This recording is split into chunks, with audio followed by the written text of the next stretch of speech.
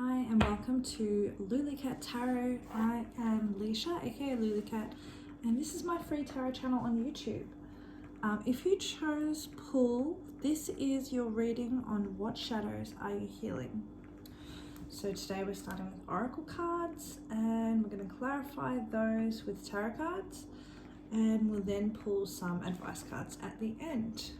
So I'm going to start off with the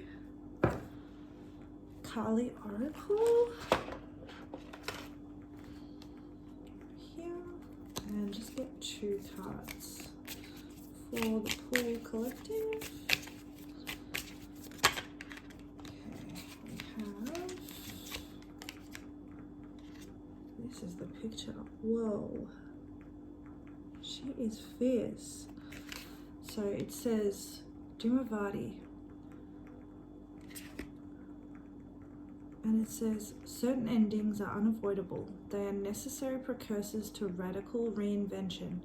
Any disappointment, defeat, or loss, and the negative repercussions of such experiences will not limit your future happiness, but are opening up yet unrecognized pathways for fulfillment. Your trust must be unconditional at this time, and later you shall see that everything has worked out for the absolute best. And let's get one more card from the Kali Oracle.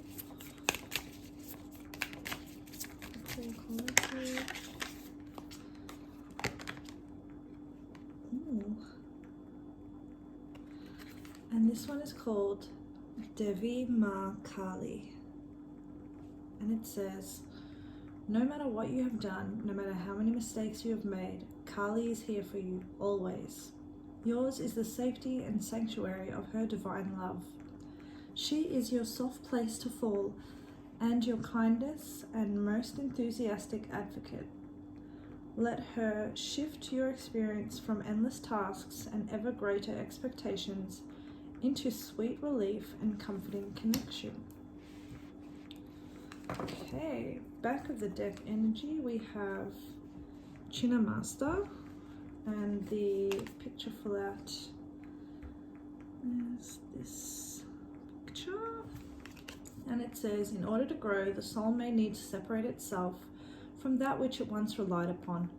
Oppression will be overcome. Do not cling to what has been. Sometimes the best way to heal from the past is to cut it off completely and focus on inner generation and reorientation to a more fulfilling future. You shall know true love and freedom. Now I'm going to use this like this. Use the 7 Oracle by the Oracle.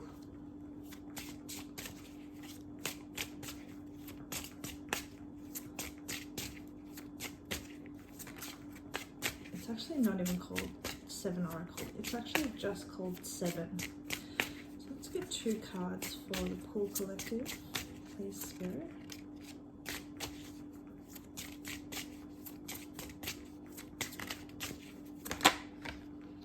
We have,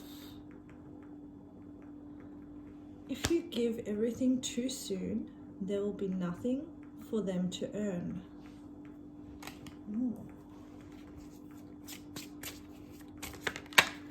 Oh. And then we have, sometimes the strongest people stand alone. Feeling like there is a separation happening in your life at the moment with someone that perhaps has been in your life for quite a long time that you're not ready to let go of. Oh my goodness, I just saw the back of the deck energy. It says that is not your friend. Yeah, so definitely starting to see the light in some people, or maybe not exactly the light, but starting to see people's true colors. And some people that you no longer need in your life. We now have, this is the Oracle of Shadows and Light by Lucy Cavendish, and it's illustrated by, let's see here, Jasmine Beckett Griffith. Okay, let's get 2 cards please for the Pool Collective.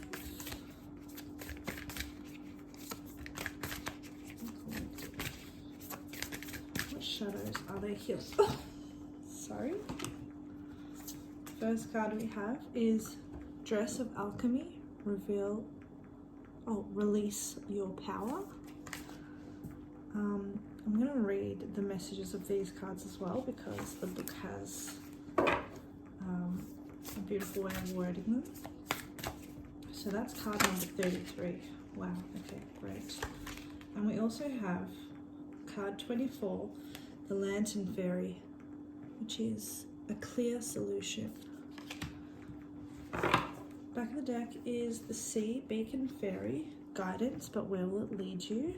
That card is all about seeing the light in the darkness and following it blindly. I just saw 555, so lots of changes are coming in your life at the moment. And making sure you're not just following blindly because you may be following somewhere that you don't want to be. Both of these cards reduced to 6. I feel like this is a love connection that you are leaving behind, but we'll see. We'll get some more clarity on that with the tarot cards. So let's start with Dress of Alchemy. Please take time to clear from your own sacred energy field jealousy, envy, fear, and guilt. Once you are clear, welcome in bright, strong, powerful, and healthy energy. After this has taken place, expect symbols and signs to pour in. Keep your energy strong and bright and follow the signs. When your energy is strong and bright, when you come from a place of love, courage, and wisdom, you will attract the right signs and will not be misled. Do not expect to have no change after her arrival. Relationships and situations based on ego-centered concepts containing toxic energies will fall away naturally, and you'll now ask for your worth. This is not hubris. It is self-love in action. More of that releasing energy. And let's see, the Lantern Fairy. And I think this is being illuminated from within. So, the Lantern Fairy. A way through a life challenge will present itself. Stubborn thinking can be changed. Old patterns are being removed little by little, but will need trust. Old shielding against certain energies needs to be replaced and reworked, as it is no longer in line with what you wish for, and may in fact be proving to be a barrier, which is keeping you isolated instead of protected. Trust where the light leads you. Go where you can feel love, kindness, and freedom. Avoid all that comes from anger, hatred, judgment, blame, and ridicule. Okay, now I'm going to clarify these cards with this tarot deck, which is the Intuitive Night Goddess Tarot. Oh, the Two of Swords reverse coming out straight away. This is telling me that everything that was once a battle for you to understand is now becoming very, very clear. And back of the deck we have 6 of Pentacles, and that is the energy of imbalance in giving. So it may be that you're putting in a lot of effort in a lot of different relationships, and you're starting to now see that that is not working in your favor anymore. In fact, most people are taking advantage of this for you. That energy also lines up with this card, which says if you give everything too soon, there will be nothing for them to earn. All right, let's get some more cards here.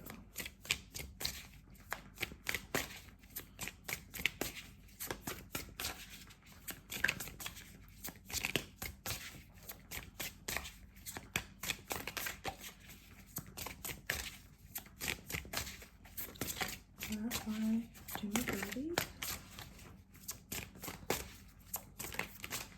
So the idea of durability is is avoiding endings because you don't like failment or defeat. So now to clarify that, we have the Two of Cups reversed and we have the Three of Wands reversed. Have a look at that artwork. Isn't it beautiful? I'm just going to show you right way up because Two of Cups is so pretty. Can you see that? And the Three of Wands. Okay, so both of these are reversed, clarifying Dimavati. Trusting in the divine. So you're in your head, you're like, how can this clarity, how can I be finding this clarity in a separation? Because I've been following the signs, I've been putting in the effort, and I've been following exactly what Spirit has been leading me towards. So the relationship that you've had with someone, you had been led to this, to believe that this was the way for you to get to your end goals. And you've put in a lot of effort.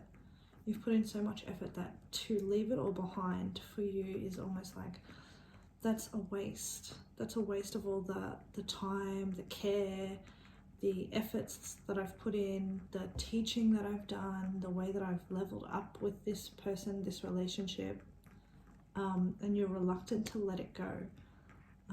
But the message here is that the path to this person was precisely to teach you that some investments don't pay off and won't pay off, and when to know the difference, and when to know when it's time to leave one that's no longer paying off.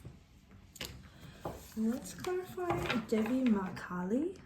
Now this says, this is the one of, no matter what mistakes you have made, you're safe and you'll be led to greater, better experiences as long as you can trust. So let's clarify. What shadows are you hearing?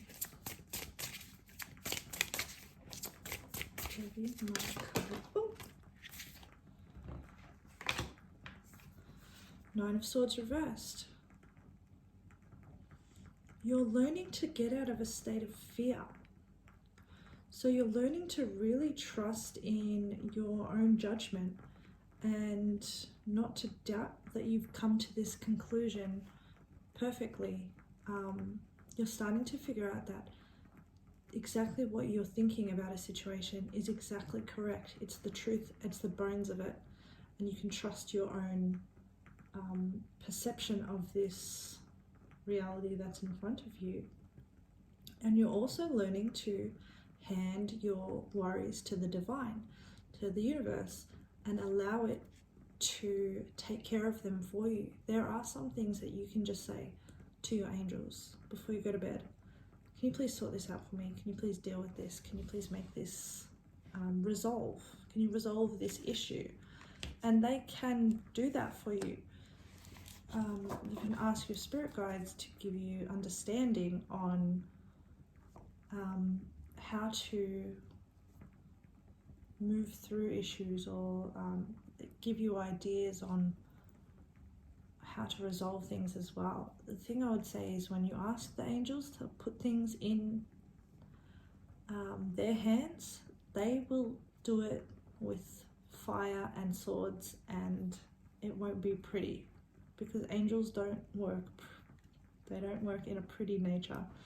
Angels are scary, angels are tough, and angels will find the fastest way to take you to the destination without harming you, and they will protect you no matter what. So if you're wanting a bit of delicacy, I would perhaps ask your spirit guides to give you clarity on what to do or lead you to the right choices. But yeah, if you really need something done, you can ask for your angels. It may be difficult, but they are there for you to take on those tasks, and they won't do anything unless you ask them to. So we also have the Spirit of Pentacles, which is the King of Pentacles. So you're learning how to rely on yourself first and foremost, and how to value yourself more than others, because what you can do is more valuable than what others have done for you. So you're learning to have trust in yourself and trust in knowing that no matter where you fall, you will find yourself, you'll find your resources, you'll find everything that you need, and you're able to make a home and a kingdom for yourself wherever you are dropped. So it doesn't matter exactly what terrible things may occur. You have gone through such a journey, and you have picked up so many talents that you can rely on your own self, and you don't need to rely on someone else providing for you. You have learnt to take care of yourself, and that alleviates a lot of your worries. Let's get one more.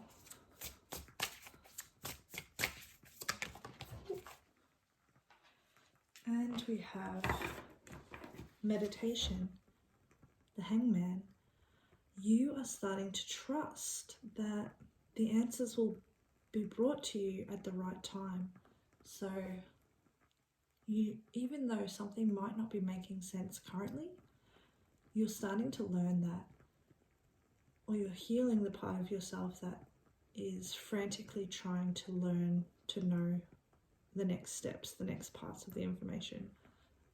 You're starting to understand that some things may never be given to you, you may never find them out, but the illumination that you will receive will eventually come to you as to why certain things needed to occur.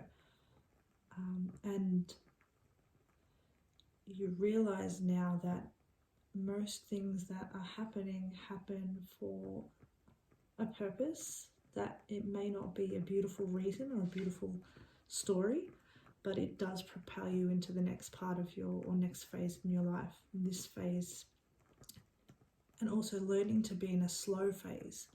You're learning to understand that things sometimes can't take a long time. Sometimes things have to be meditated on. Sometimes things need to be still for you to figure out where you're going. So let's have a look at, if you give everything too soon, there'll be nothing for them to earn. Can you clarify this for us, please? For the Pool Collective, give everything too soon, there'll be nothing. Okay. Yeah, Six of Pentacles reversed. You're used to giving. You're used to overcompensating because it allows you to create a connection and to sustain a connection, because you're always providing something for people, for them to come back to. But you're going to have to learn to give nothing sometimes, to stop over-giving and to allow others to give to you. There is a real issue here about self-value, valuing that you don't need to have bells and whistles on top of your friendship or your relationship, or you don't have to always be providing the wheels, the cars, the drinks, the house that people can party in. You should sometimes be satisfied with simply appearing empty-handed and just being yourself. What else? Oh, okay. He's going back.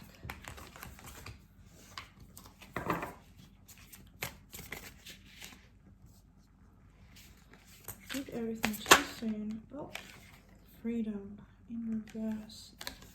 Chariot in reverse. Yeah, you have to slow down.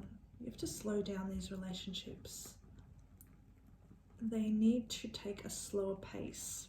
The reason for that is because it's almost like overgiving and giving too much, and it's like self-abandonment, and it's to move the relationship forward, whether you realize that you're doing it or not.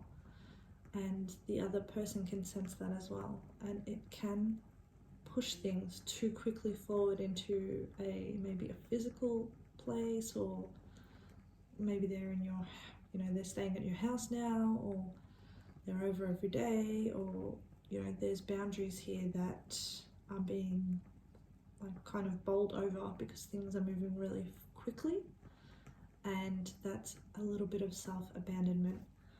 Okay, let's have a look at sometimes the strongest people stand alone. Clarity, yes. Four of Pentacles. Okay.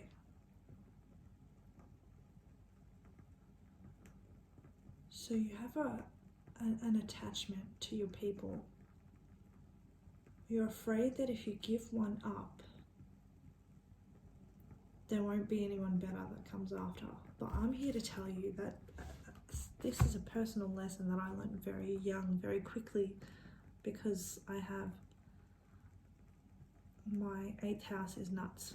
Anyway, transformation is huge for me, and friends come and go in my life, and I'm used to it and I like it, and it's something that I enjoy.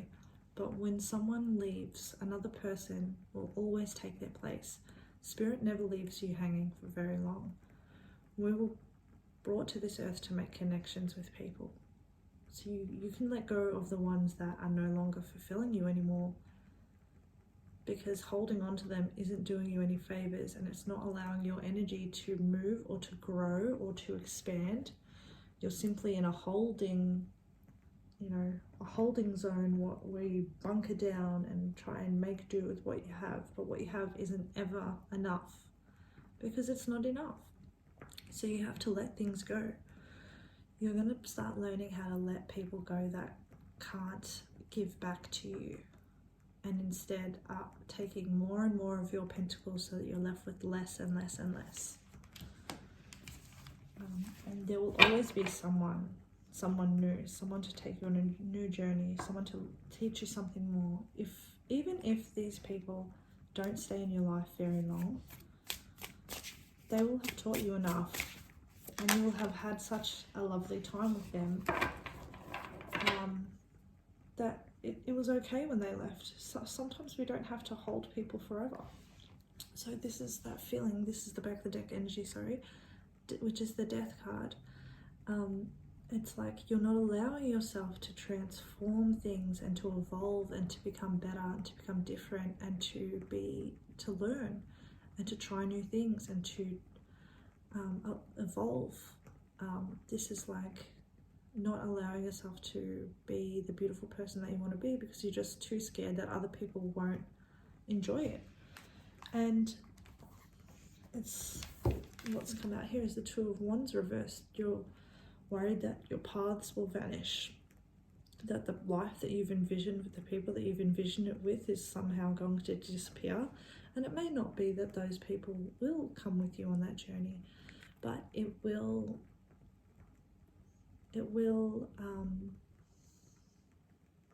allow you to continue to have your dreams come true and not sacrifice them for people who aren't willing to be a part of it anyway. You know you can do it, so do it. If you can dream it, you can do it. Honestly, you can. This coming out with the Four of Pentacles as well is showing me that there are some people that resurface in your life.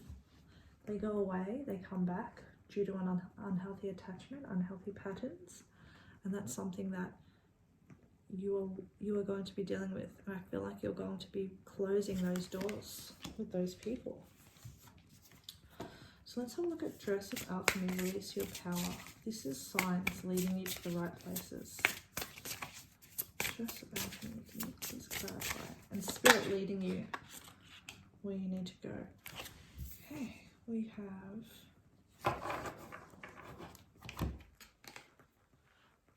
have the Nymph of Wands in reverse. So I feel like you're not receiving the signs, because you're not perceiving them to be the signs that you think they are. But you are actually getting a lot of signs, but you're also anticipating an unfriendliness or bad news or bad karma. And I don't think that that's actually going to be the case for you. Let's have a look at the back of deck energy. Got the Three of Pentacles reversed, which is like what you're doing is you may feel excluded or you may feel like you're not being celebrated, but you're actually releasing people that would have never celebrated you anyway because they feel threatened by you. They feel threatened by your greatness, your potential. And these are people that you need to leave in the past. These are people that would happily stop you from seeing your signs, happily stop you from moving forward. Because if you move forward, then it looks bad for them. Why aren't they moving forward? Let's get one more for Dress of Alchemy. Release your power. Ten of Swords reverse. These people are false people. They've already betrayed you. Probably a couple of times. One very serious time that you may know of. Other times might just be talking about you behind your back or interrupting you from your destiny. The thing is, when we hang around people that are karmic, it's not that they can always, you know, be rude to you or insult you or, you know, abuse you. There are some that are like that, yes. But what a karmic really does is they remove you from the path to your destiny and they keep you stuck in a holding pattern where you can never level up. So you're stuck at the level of a page, never learning enough. We have the Five of Pentacles here. There are some people that you simply need to give the same grace that they gave to you. These people left you feeling alone. They left you feeling unsupported. And it's not that you have to do them the same way, but allow them the same grace that they gave you when they left you floundering and needing help and needing more and needing assistance. They did nothing. So give them the same grace that they gave you and give them the same amount of effort as they deserve. And this is just what they need to learn, as well as what you need to learn about reciprocation. If you're asking for help and you're the kind of person that gives it, are you with the right people who also give it back? Now let's have a look at the last card here, the Lantern Fairy, clear solution, and then we will get some advice. So the Lantern Fairy, please, Spirit, please clarify. Okay.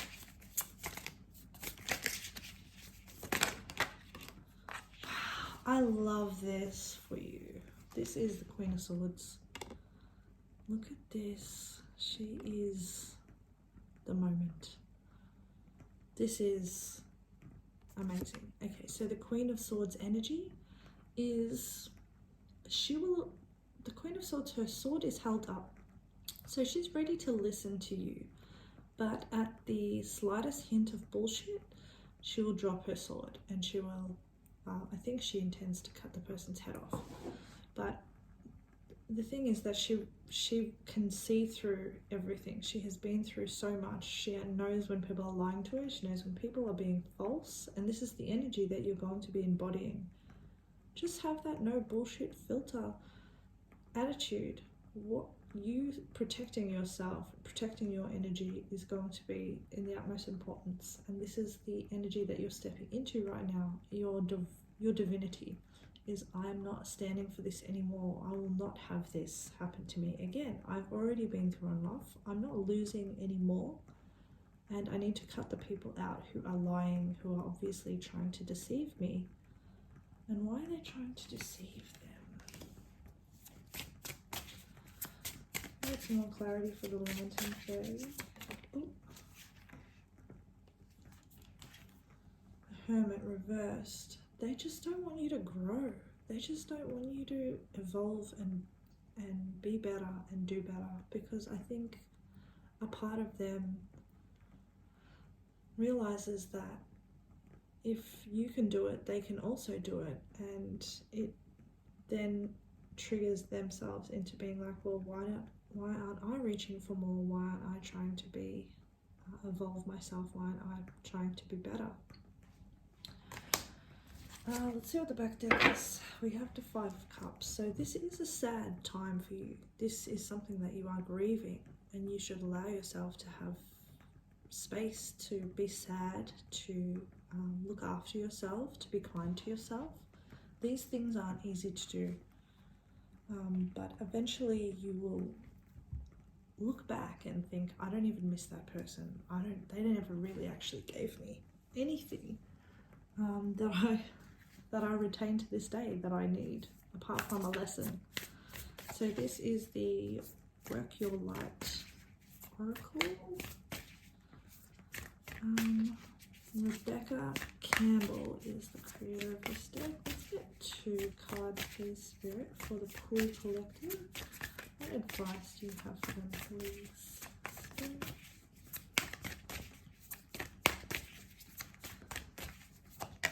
So, Mintarkin, longing for home, belonging, the original light workers. So the energy of Mintarkin is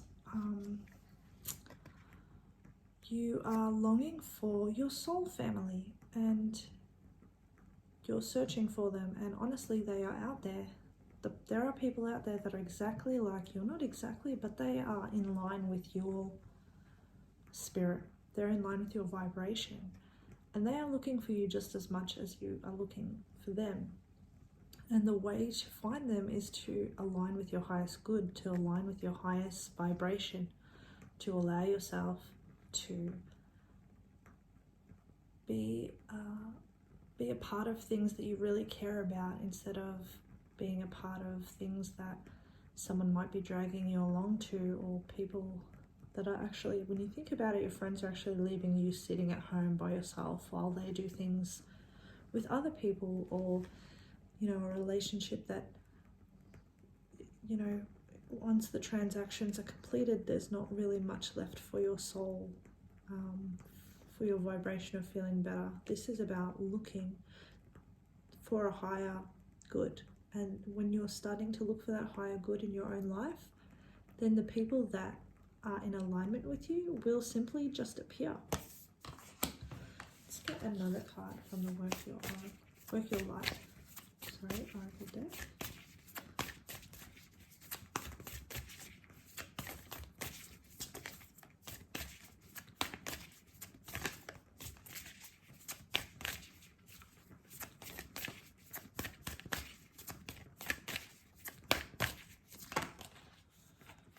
Yep, this is exactly what you have to do. So it says, share your voice. Come out of the cave, persecution, expression. So you might be so used to dimming yourself and not allowing the truth of how you feel, or what you think, or your ideas or your visions. You might be used to hiding them. But this is saying that to be found, you need to speak up. You need to speak your truth, and you need to speak clearly, so that other people who believe in you and believe in the same ideas can also find you. So whether that means, you know, when you're out and about, or where maybe you're a creative and you have an outlet where you can show your voice or show your creations, these people are going to find you better if you are freely speaking your truth. Okay, so have faith in your dreams. What you want wants you. You are so close. You're so close. You're just going through a phase of, it's a shedding phase. And we all need to do this. It's like when you're growing a plant and, you know, maybe it's been neglected and some of the leaves have turned brown. You need to cut off those parts that are no longer serving the plant, that are just taking away nutrients, or that aren't allowing the plant to grow further. You need to get rid of those so that you can grow. And here we have, you are very close to achieving your goal. So don't give up. There are people very close to you who, and here we go on the back of the deck, your commitment is being tested. So this is definitely a difficult phase for you, but you're much closer than you think to shedding these shadows and moving on to the next light, breezy, beautiful part of your life where you are evolving, creating, and beloved by your soul family. So, Pool Collective, I hope that you liked this reading, and I hope you have a great day or night, and thanks so much. Bye.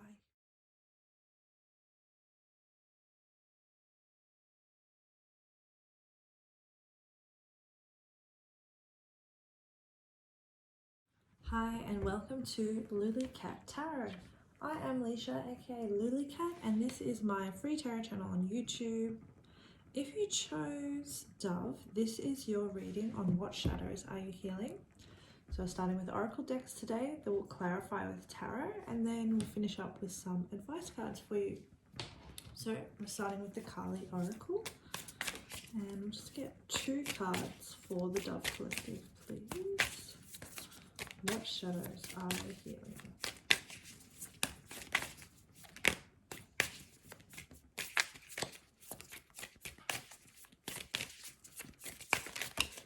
Okay, thank you. We have Blue Tara. Chaos will give way to the higher order of love. Let there be peace in your heart. As Blue Tara looks to her right, gazing towards the future, she sees a vision of your peaceful, protected, and authentically expressive future. You have every right to feel hopeful, happy, and secure in the destiny now unfolding for you. So, put her there. And more, please.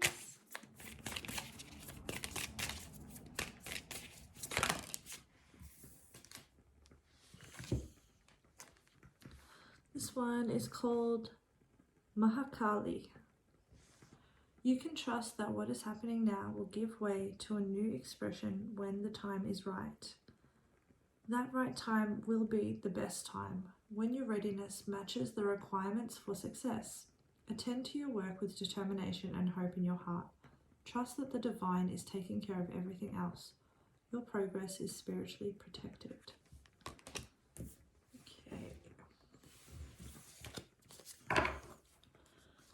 Back of the deck we have Kurikula. And it says, to receive your divine inheritance of blessings and support for sacred fulfillment, certain karmic conditions that resonate at a lower frequency need to be cleared. Kurikula signifies a time of rapid movement on your path and freedom to attract what you want and need. Let go of that which does not belong in your world. Release and you shall receive. Okay, I'm also using 7, which is a deck by The Oracle. You can find her on YouTube and Instagram. So, what does the Dove Collective, what shadows are they healing? Oh. Okay, it says, your ancestors, way showers, and guides are protecting you. Give thanks. And one more, please, Spirit.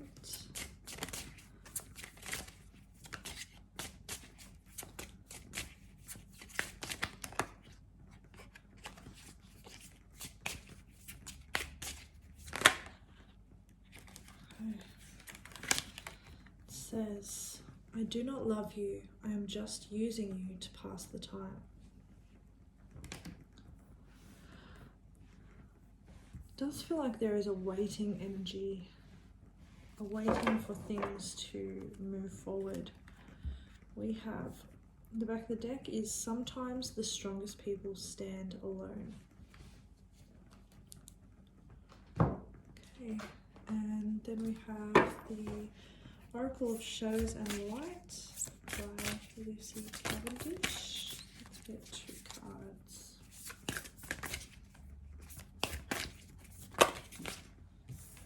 Okay, so we have the Fairy of the Green World. The natural world needs you. I'm going to read these cards out as well. The number of that card is number 44, which is also an ancestor number. Ancestors or angels taking care of your number. So you're highly protected at this time. And then we have the Sea Beacon Fairy. Guidance, but where will it lead you? Okay, back of the deck we have the Storm Angel, collection of beliefs, styles, attitudes, and energy. I'll just read the meanings of these cards for you. So, 44.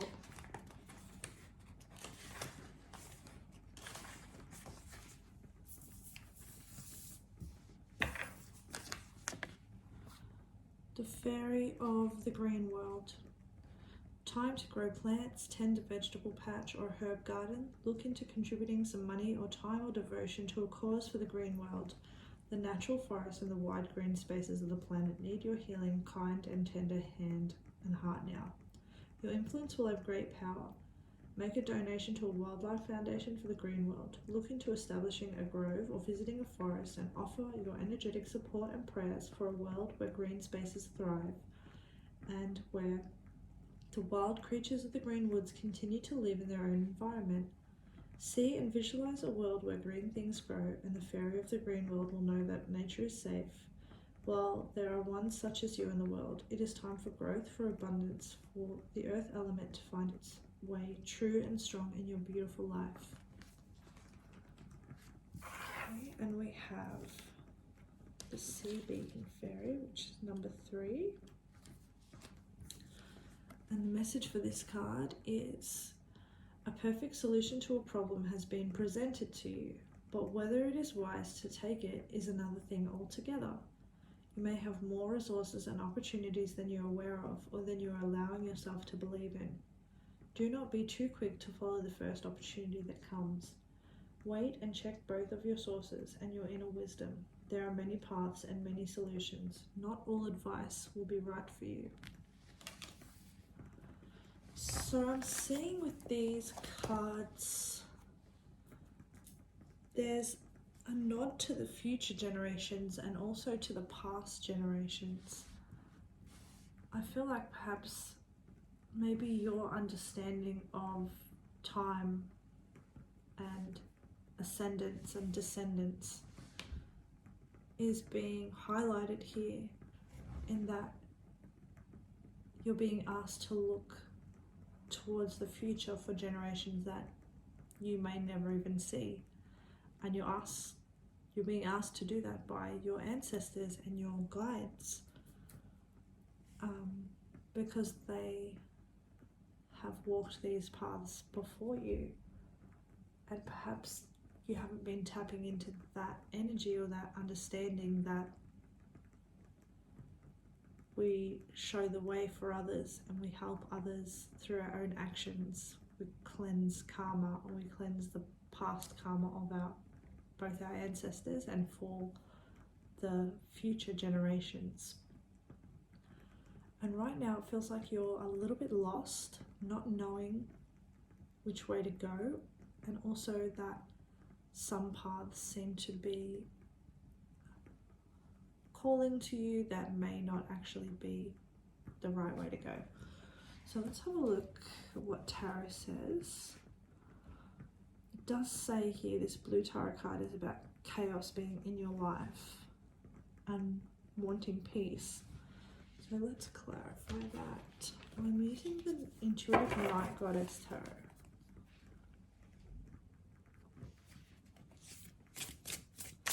To clarify blue tarot, okay, yeah, 8 of Swords, living in fear.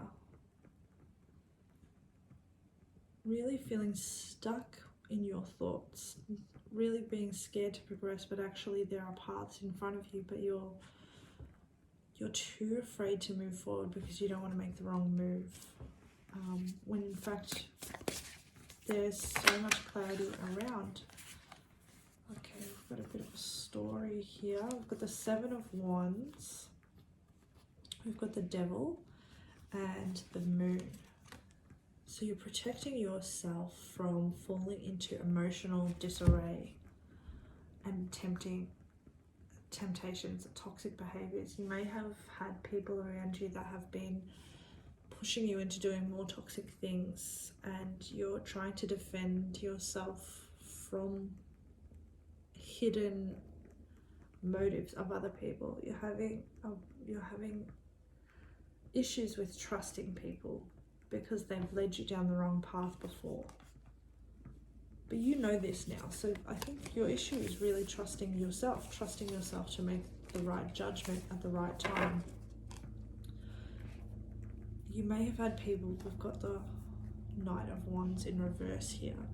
You may have had people come into your life spouting the best of intentions, and then when it came down to it, they had a little staying power, a little loyalty. They left you almost, not for dead, but they left you, they abandoned you, and you're worried that you might let yourself fall into the same trap if someone comes back, because you're not sure that you'll know when that person comes along if they're doing the same thing. So let's get more clarity, Blue Tarot. The issue isn't trusting them. The issue is trusting yourself to see the red flags. So now we have the Nymph of Wands reversed, or the Page of Wands reversed. So I feel like you can't trust what people are telling you as well, and you're not trusting your own understanding of what's going on. Back deck we have the Five of Wands reversed. Maybe 1111 just came up on the camera, so maybe it is that you feel that you don't have enough strength or conviction behind what it is that you're trying to portray. You feel like people easily push you over and overlook what it is that you need. Let's get one more for Blue Tarot.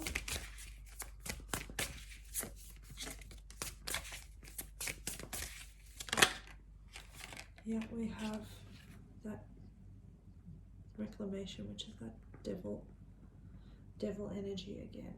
So you are powerful. You're so powerful, in fact. You don't, not just anyone can push you around if you don't want them to. You have just the same power as anyone else, and in fact, it's up to you. It's up to how you're feeling in that moment, I think. In that moment, maybe it depends on what's been happening to you, but if you're living in fear, you might go for the fearful option instead of going for the option that empowers you or makes you do exactly what it is that you want. Nothing bad happens from asking what you want or moving towards what you want, other than either A, you're refused it, but at least you know that you asked for it. Whereas if you don't ask for what you want, you may never get it. People won't know what it is actually that you're looking to receive. So having the power to ask for exactly what you want, or demanding exactly what you want, is going to work always in your favor. Let's clarify Mahakali. Trusting that what is happening now will give way when the time is right, and at the time it will be right. So we've got the World card in reverse, that's the universe.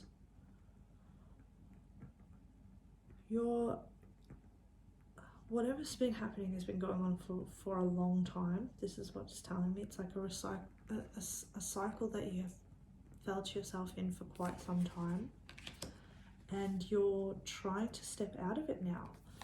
We have Six of Cups on the back of the deck, so this could be pertaining to people that you've known a long time, or in your youth, or connections that you have held that have been long-standing connections that you're quite fond of. Okay, let's get some more clarity on Mahakali. Knowing the right timing, doing things within the right timing. The universe is reversed, so it's not the right time just now. But we have here the Ace of Pentacles, so the time, you'll know because it'll be very obvious. You'll have like an opportunity, you'll win something, there'll be an offer, there'll be some kind of, you will know that something has been placed in your lap, and that's when you'll know exactly that you're on the right way, because you've been given something. It's not just people. Yeah, we have here the Emperor. Someone's going to extend to you maybe a place with them, or like an opportunity, like at work or within a business, or within a family. This looks like money though. It's like money or an opportunity. Let's get one more on the timing, the right timing for Mahakali. One more clarify.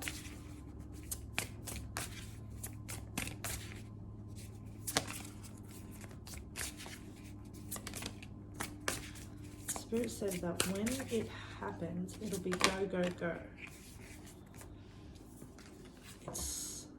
It's removing past unhappiness, and it is taking yourself away from old structures that bring failure.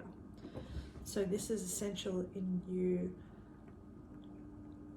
finally establishing yourself, your own safe place, your own happiness, and it comes in the way of an offer that seems like one of your wishes coming true, something that you've always wanted. And Spirit says when it comes in quick, and stuff starts moving very quickly, and you'll know it's something divine, because it might not be something that you've told anyone about. So let's clarify. Shadows are healing. Your ancestors, way showers, and guides are protecting you. Give thanks. Clarify this, please. Seven of Wands. Maybe you're defensive. Maybe you're being defensive about what's happening in your life, and you're not allowing yourself to be seen the way forward. You want to protect the bubble that you've been in, and you're fighting for a path that's leading nowhere. They're saying you don't have to be as defensive. Yeah, we've got the full reverse, which means you're scared to jump where they are trying to lead you to. They're asking you to have more courage and be less defensive. Can we get some more clarity on your ancestors? Way showers. And give thanks. They're also saying that you need to do more gratitude ceremonies. So like you may or may not have an altar, but a good practice is to light some candles for your ancestors who are working for your greatest good. I always say my ancestors that are working for my greatest good, because you know, I don't want all the ancestors in my whole bloodline piping up if they're not working for my highest good. Do you understand? Some ancestors may not be. Okay, you also have spirit guides, giving them thanks, so lighting candles for them, and providing them with offerings like food or money, putting them on your altar, and then thanking them for what they have given you puts you in higher alignment with your goals, and they're able to step in for you quicker and faster. You'll see when you are feeding your ancestors, they feed you back. So we have the Nine of Cups reversed. It's like you think that they're going to lead you to something that you don't want, but you're going to love this.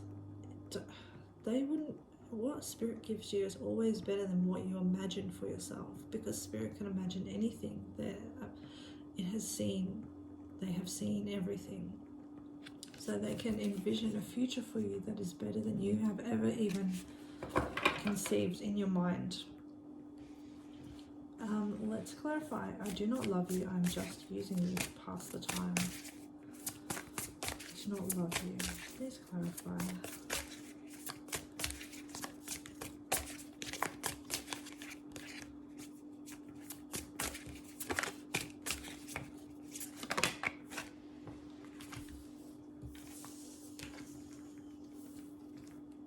Okay.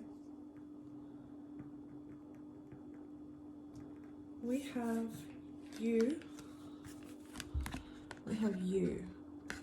looking at two paths here. There are two wands. That means there are two ways you could go. Two of wands. I see what's happening here. It's all just clicking into place now. Okay, so let's start off with the two of wands. Two of wands is looking forward and looking back.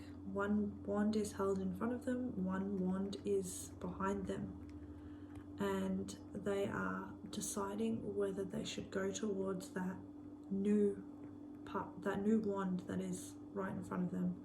That looks very, very promising. Or should they stay back with this old wand? Now for you, Spirit has been very kind and and giving a lot of clarity here by showing you what the two wands are. So we've got your two wands here. We have on one side, the new wand is the 10 of Cups. On the other side, we have the King of Wands reversed. Okay, now I know that this King of Wands reversed is the past, because Spirit would never guide you towards a King of Wands in reverse, sorry. Spirit is always guiding you towards the 10 of Cups, which is your ultimate fulfillment, your ultimate happiness, everything that you love, everything that you've always wanted. Okay, and you're staying back for someone who is faithless, someone who is jealous, someone who is envious, someone who maybe has a lot of charisma, but they maybe don't engage in it with you. They only use it when they are trying to get what they want from you. This is someone who is aggressive, who is possessive, who believes that they are entitled to things that they are not entitled to whatsoever, simply because they believe that it is their divine right to have it, but they've done really nothing to earn it. So those are your choices. This should help you. If there is someone like this in your life, turn away, go towards the next thing. 2222 just came up on the timer as well, so you might be seeing a lot of angel numbers. Your spirits are sending you signs, a lot of signs.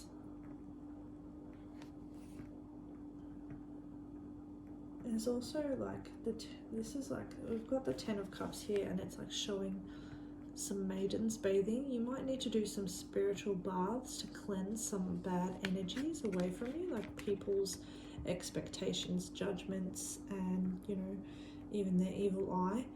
You need to take some spiritual baths, cleanse yourself of other people's energies and energy fields, and allow yourself to align with a more 10 of Cups feeling, which is a feeling of family, happiness and joy, and having everything that it is that you've always wanted, which I believe for you, it's not power, it's not money, it's love and happiness and family. Alright, so let's clarify Fairy of the Green World. This is looking towards the future, this is looking towards your descendants and the world that they're going to live in, investing in their future.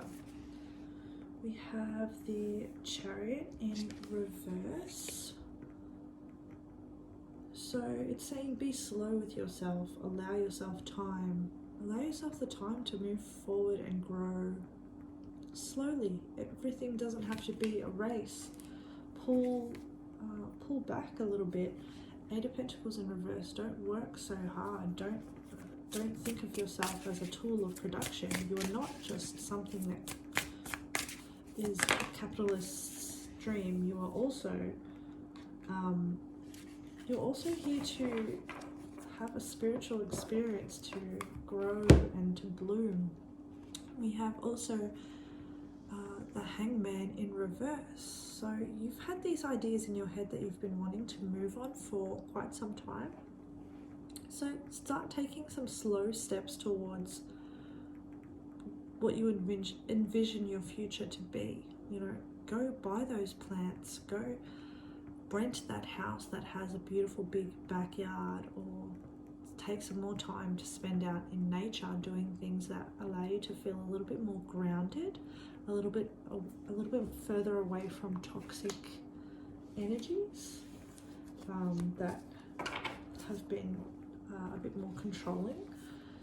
And let's have a look at the Sea Beacon Fairy. Clarify the Sea Beacon Fairy. This is the card about being careful about where you're being led. So Spirit's saying, don't follow the people that have betrayed you, that the people that have not had your back, the people who have not been honest with you. These are people that have been dishonest and that have been, well, they may have done multiple things to you to show you that they are, as that King of Wands is reversed, they are faithless and they are unfaithful as well. Don't be led by their lies. It seems like they use their words to trick you into following them again, going back down the same paths. We have the Six of Cups. There is like some feeling of a reunion with new people, or like people from your past even, or it's like a reunion feeling. Someone that makes you feel very happy when you see them. Someone who gives you this peaceful, blissful, young, youthful energy. Those are the people that you should head towards. You may have people from your soul family coming in to find you. Let's get one more card for the Sea Beacon Fairy, please.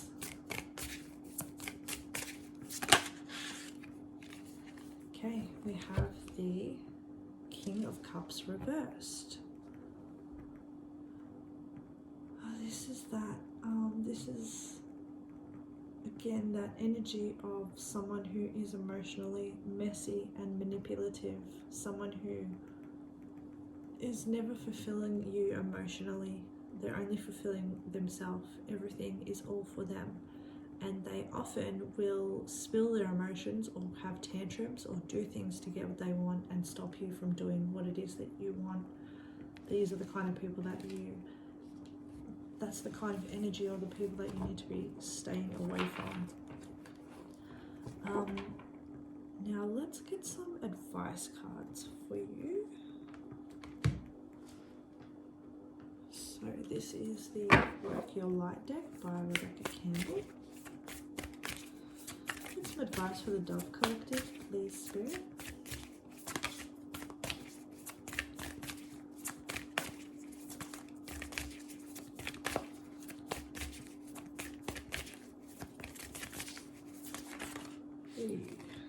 Sorry, got Awakening, energetic upgrades, a new way of being, integration. You are awakening to the people that have been in your life for far too long, and they are no longer fulfilling you emotionally, spiritually, mentally.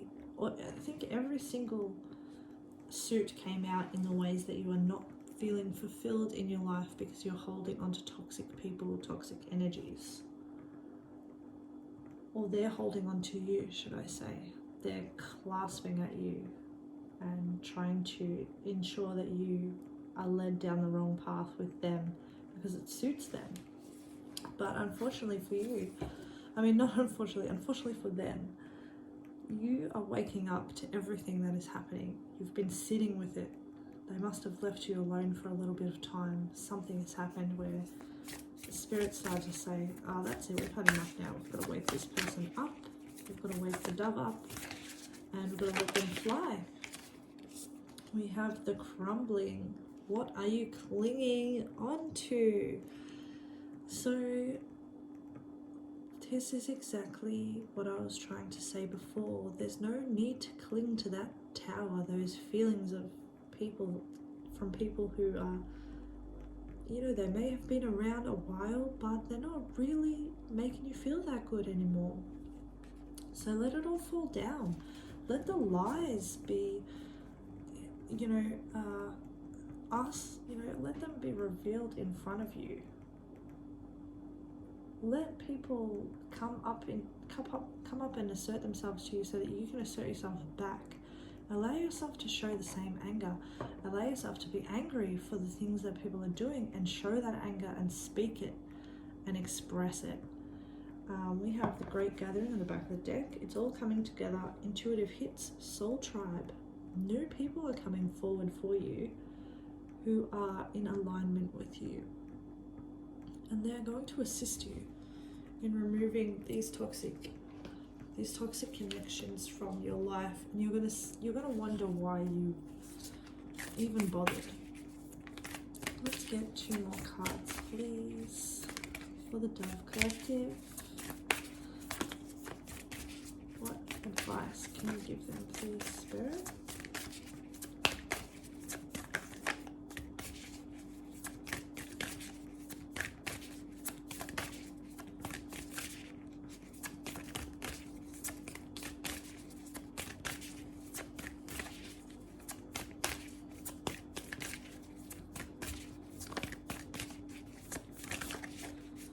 Spirit's saying this is a love connection that you're letting go of. For the majority of you, this is a love connection.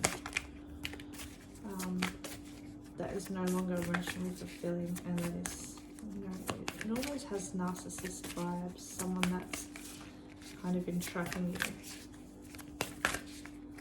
I'll get some advice, please, for the Dove Collective.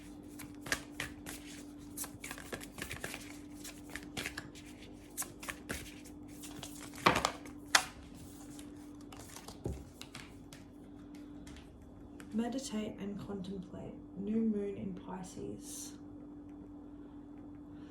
So it's that slow energy of take your time, think it over, realize what it is that they have been doing, or this person, and think about the best course of action.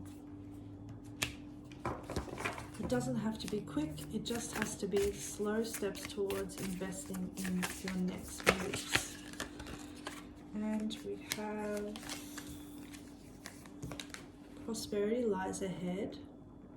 New moon in Taurus. So Taurus energy is that slow, plodding away energy. Step by step, day by day, you are closer and closer and closer to your abundance, to your new life, to the new world that you're bringing in for yourself, and the wealth and emotional happiness that you are investing in is going to pay dividends.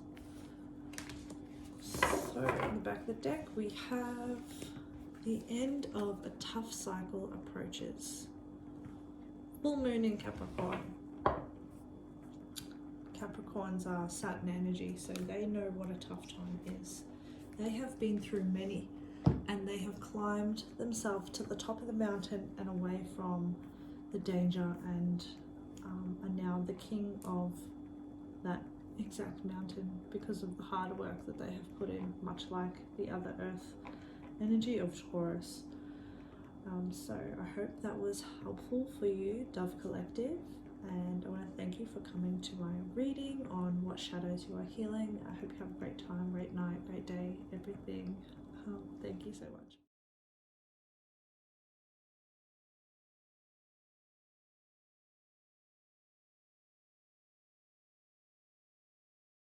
Hi and welcome to lulicat.tarot. If you chose Rajah, this is your reading on what shadows are you healing. So we're starting with oracle cards today. We're going to clarify with tarot. Then we're going to get some advice cards at the end to let us know what we need to do. So I'm going to start off with the Kali oracle deck. Let's find out what shadows you are healing for the Rajah collective. Rajah. Let's go.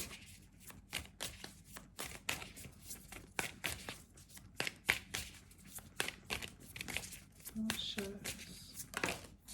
Thank you.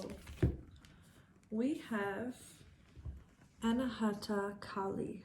So your heart cannot be contained or constrained by what has taken place in your life. Your heart, wisdom, and empowerment is growing. And soon you shall have the wisdom and courage to accomplish something significant on your soul journey. Trust in the invisible workings of divine love in your life. Let your heart be at peace as it guides you onward. Okay. In case you want to know how that's spelled. Anahata Kali. Let's get one more.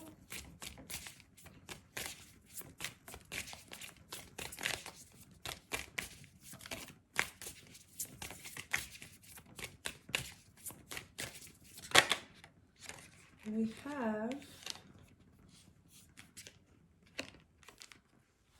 Nitya Kali.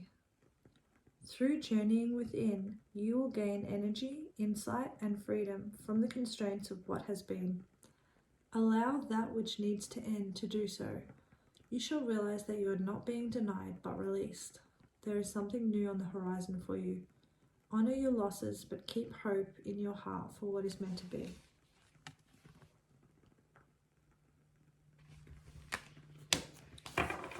Back of the deck, we have Karma of Kali. You are being offered a spiritual gift from the Divine Mother. Your path need not be one of endless exertion. Connecting with pleasure as a path of personal empowerment, intending to bring spiritual benefit to the collective through the softening and opening of your heart, is an act of the Divine Feminine. Let yourself receive her loving gifts. Okay, now I'm going to use 7, which is by the Oracle. 2 cards.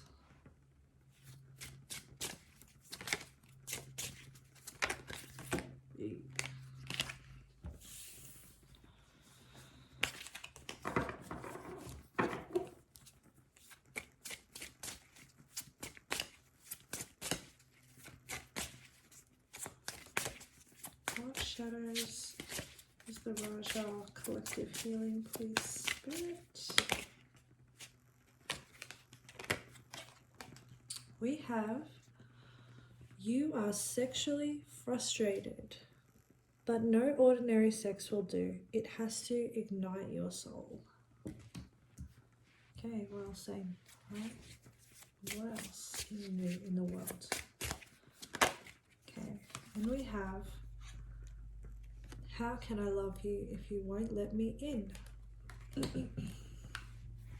Back of the deck is, do not believe everything you hear. Do not believe everything you see. There are false prophets amongst you. Okay, and now we have the Oracle of Shadows and Light. Let's get 2 cards. Straight away. Strangely lonely. Holding on way too tight. Number 17.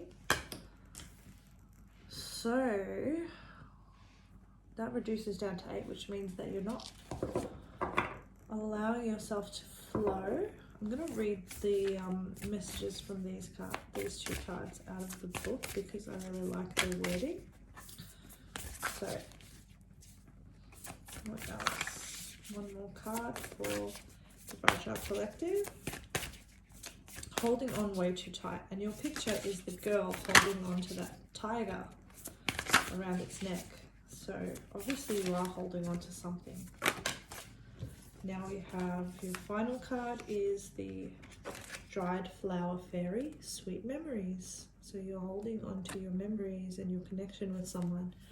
Number 11 reduces down to 2. So we're talking about connections. And the back of the deck we have the Sea Beacon Fairy, which is guidance, but where will it lead you?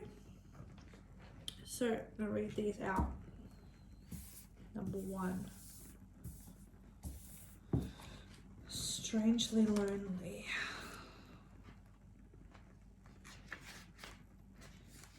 Okay. This has got Four of Pentacles energy for my tarot fiends. One dilemma with living in a world you feel you must protect is that you fear other people intruding on it, disturbing the delicate balance. So you hold on tighter to whatever you have or whatever you feel makes you, you. The truth is your inner world is richer than most, and it's an imaginative paradise or hell, depending on your state of mind. When you receive this card, please let go just a little and notice how this gives you room to interact and engage with loving others, and this therefore helps you create your world anew. It is likely you will choose carefully who you allow in, but at least one person does need to be let in, and at least security blanket needs to be shown the door, just for the moment. And the dried flower fairy, number 11.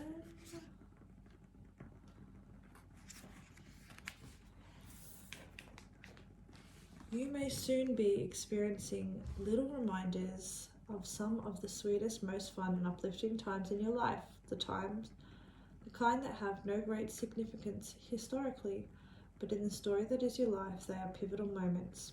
It could be seeing a rainbow, a star shining bright, a photograph of your father holding you closely, or the knowledge and sudden realization that something you did made a large and meaningful difference to someone else's life.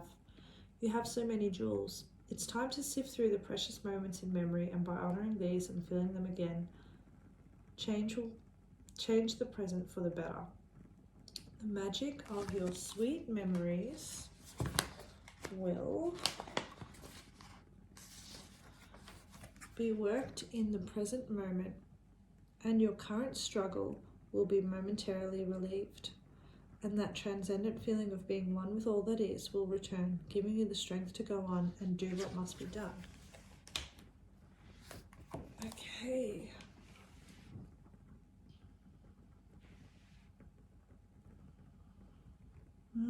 It's feeling very much like you have had some very difficult experiences, and so you've built up some huge walls around yourself that were necessary, certainly at the time, and in some ways can still be necessary, but in holding those barriers up, you have kind of focused on the wrong thing, which is holding up the wall to keep people out, and less around looking within and healing the parts of yourself that are afraid and that have fear of the other. You might have nightmares, you might experience stress in new situations, and you may experience a lot of anxiety and nerves when you're not fully in control of a situation, and that's making you clam up a bit and impacting your ability to step out into the world. But let's have a look with tarot and get some clarity. So let's start with Anahata Kali, which is you cannot be contained by what has taken place. Trust that divine love will guide you to peace. So please clarify this energy, spirit, of the shadows that they are healing.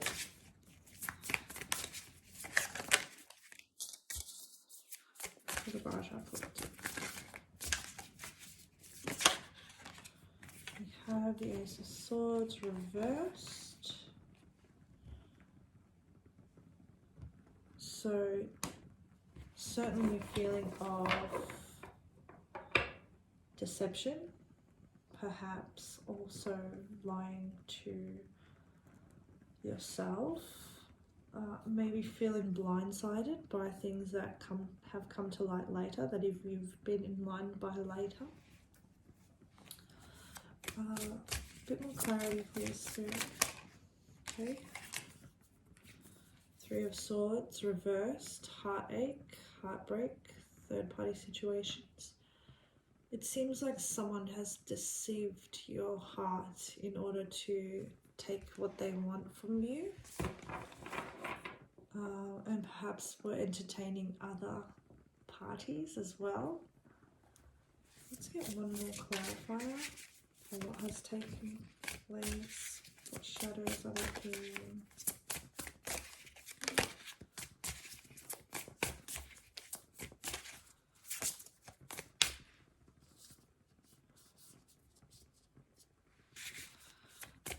Oh, for the Anahuac. Okay, thank you.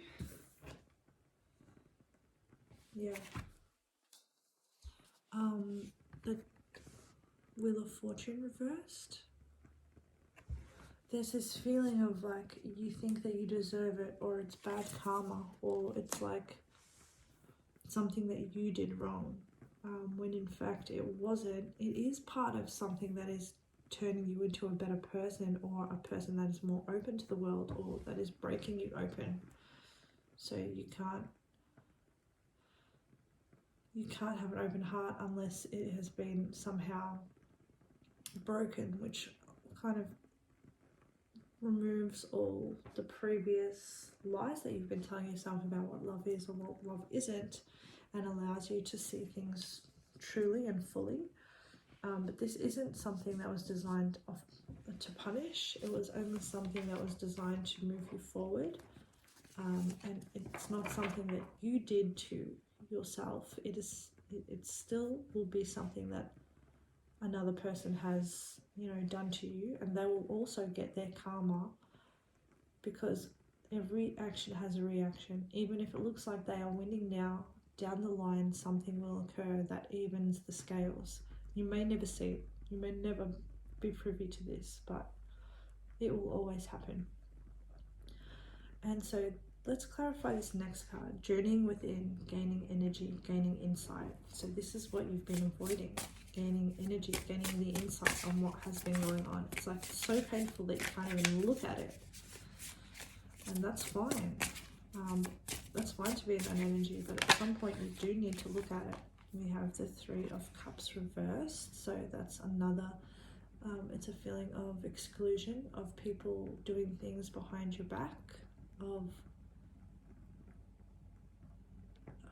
of being not part of the party, being excluded from the party. And there's also that abandonment. I'm not good enough, so you went somewhere else, or I'm not fun enough, so my friends aren't including me. Someone has abandoned me because I'm not giving enough to the situation, when in fact that is not correct. If you look within, you'll see that it's in allowing yourself to believe that you have allowed for these people to treat you in that kind of way, whereas perhaps these are circles that you should step away from, not be a part of. Clarify a little bit more. We have the Ace of Pentacles, and we have, well, let's just go with the Ace of Pentacles for now. So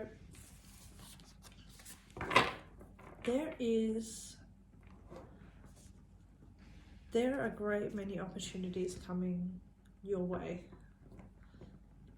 and you're excluding yourself from them, is what Spirit is saying.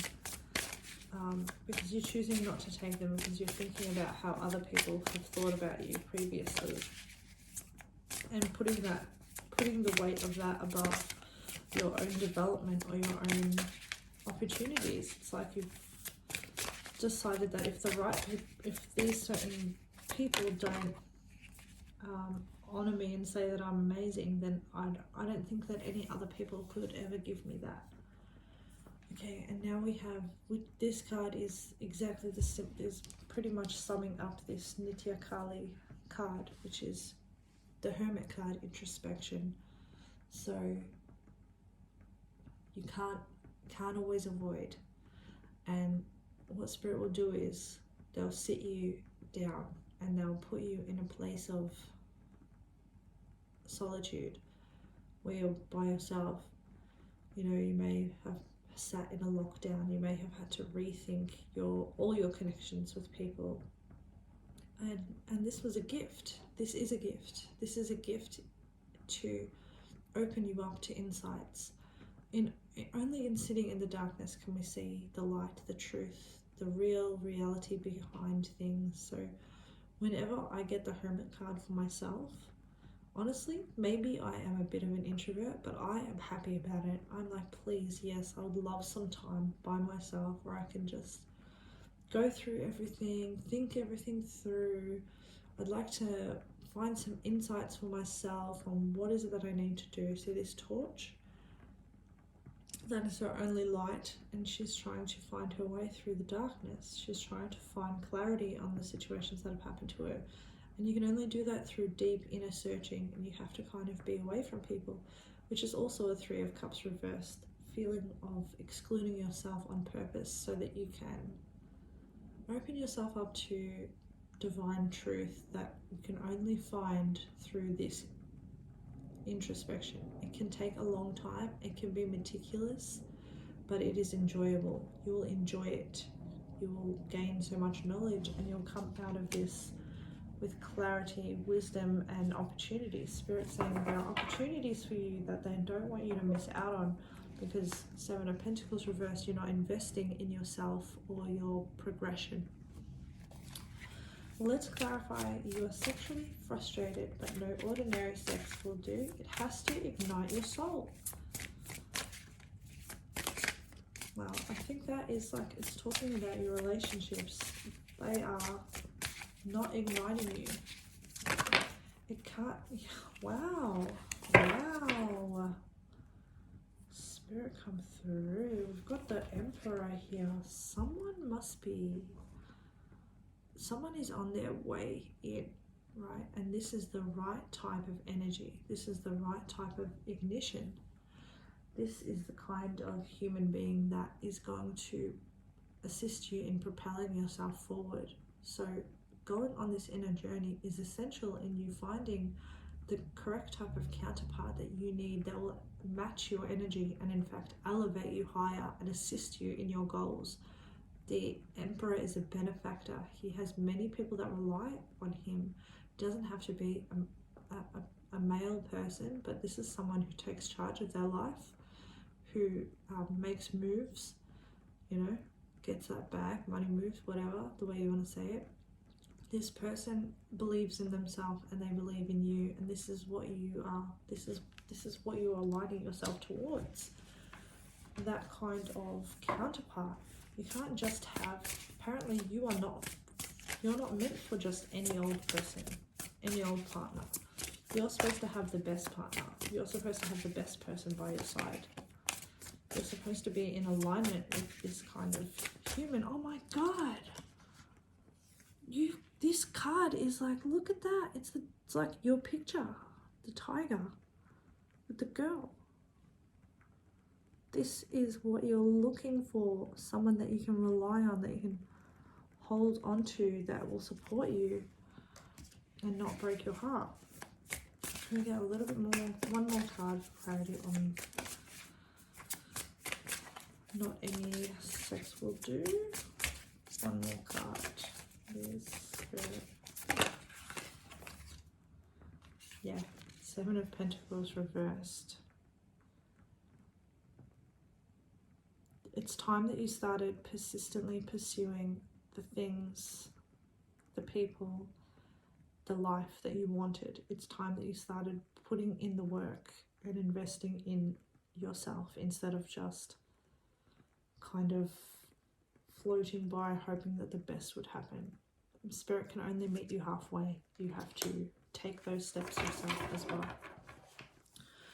Back the deck energy is the Ten of Cups. This is an ultimately emotionally fulfilling connection, something that is going to bring you so much peace, joy, happiness, family, children if you want them. It's like the most emotionally fulfilled that you can be. This is the 10 of Cups, the most cups you can have. So let's clarify, how can I love you if you won't let me in?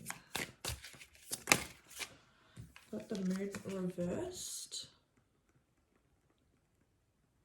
You're coming out of an emotionally turbulent time, and you're stepping away from illusions, emotional illusions that you may have been telling yourself for quite some time. If I do this, then this will happen. If I act like this, then this will work. If I do some of these toxic behaviors, I can manipulate the right person into being in my life. Well, if you're looking at love from a point of manipulation, you have already lost. The person that you want should be choosing you with as much energy as you are pursuing them. Okay, let's get one more card for how can I love you if you won't let me in.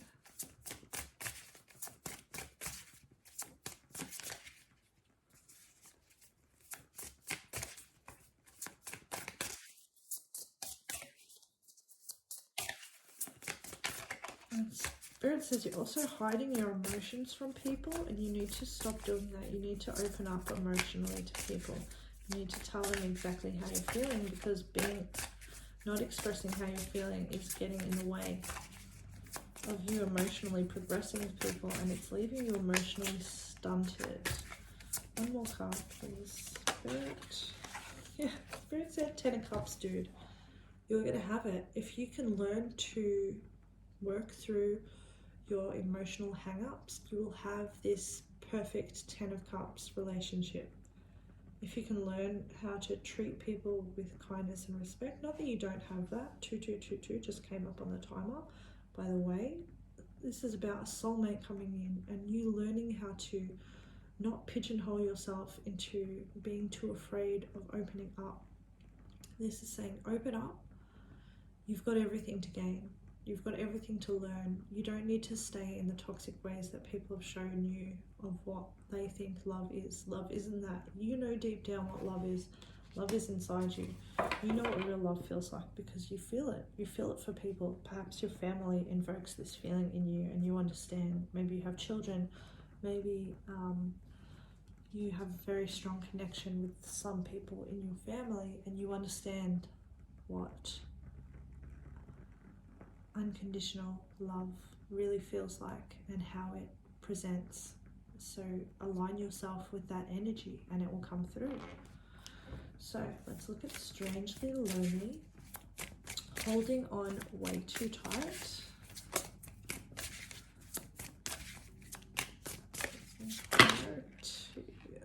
Okay, we've got the 9 of Wands reversed. So this is talking about you're giving up. You had given up. You had given up on anything being better than what you had currently had.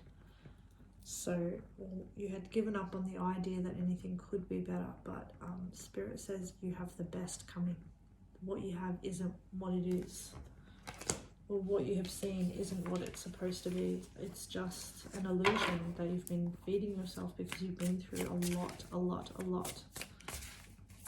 One more card, please, for strangely lonely.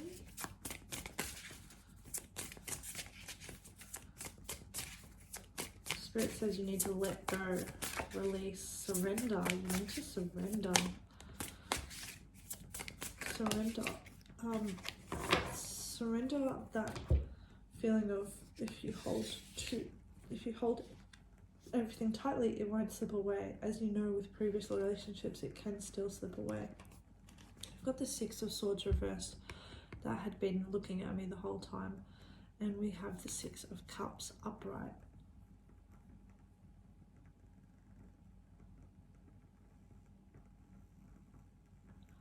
Yeah, so this is kind of like allowing yourself to be in rough or harsh conditions, but then the idea of like holding on to it because you have this idea of what the perfect love would be and you're just kind of waiting for it to appear, so you're enduring harsher and harsher conditions, and hoping for it to turn out like you imagined that it would. But what you're picturing is it's supposed to be a sign. It's supposed to be something that shows you what it is supposed to look like, what it isn't supposed to look like. It's not supposed to look like mentally draining, mentally turbulent. It's supposed to look like and feel like fun, happy, floaty, laughing, giggling, flirting. That's how it's supposed to feel. And this is what it's time to let go of, that turbulent feeling of relationships. Relationships shouldn't be that turbulent. They shouldn't be that emotionally strenuous. So we have sweet memories. We have the Four of Cups reversed. Make yourself available to the idea that those beautiful memories that you've had in the past are not just the past. They are also available to you to live with now. They're not just the past is gone, the past was the past, it's never happening again. The past is coming for you, so you have to, like, the future is coming for you, so you have to make yourself available for it. And we've got here the Nymph of Pentacles, which is the Page of Pentacles, which means you're going to get a message soon from someone. Someone is going to give you an idea, or there's something going to come through, like an opportunity maybe. Maybe you're going to start a business or something. Maybe you're going to get a new job, but there's going to be some kind of message coming through, and that's kind of going to be the start of you coming into your new luck, your new divine favor. We've got the Two of Swords here, which means you're a little bit up in the air about everything still, and you're still feeling blind to what the opportunities of the future can hold. So Spirit's saying when it comes through, you'll know, and to not hold yourself up too much by wondering what the right thing is. Go by what you're feeling.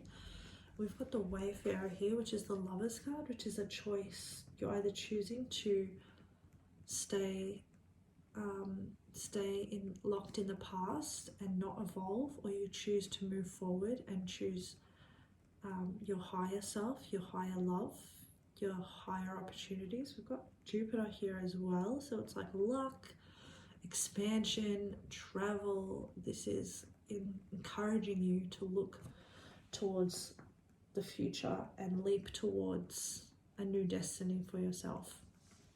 Choose yourself, choose the lover, choose your destiny. I think you will, because if not now, then you'll just have to wait for the next cycle. But one's coming up, so jump on the boat when the boat comes through. Let's get some advice for you, my Rajah Collective. Please get some advice for the Rajah Collective, please, Spirit.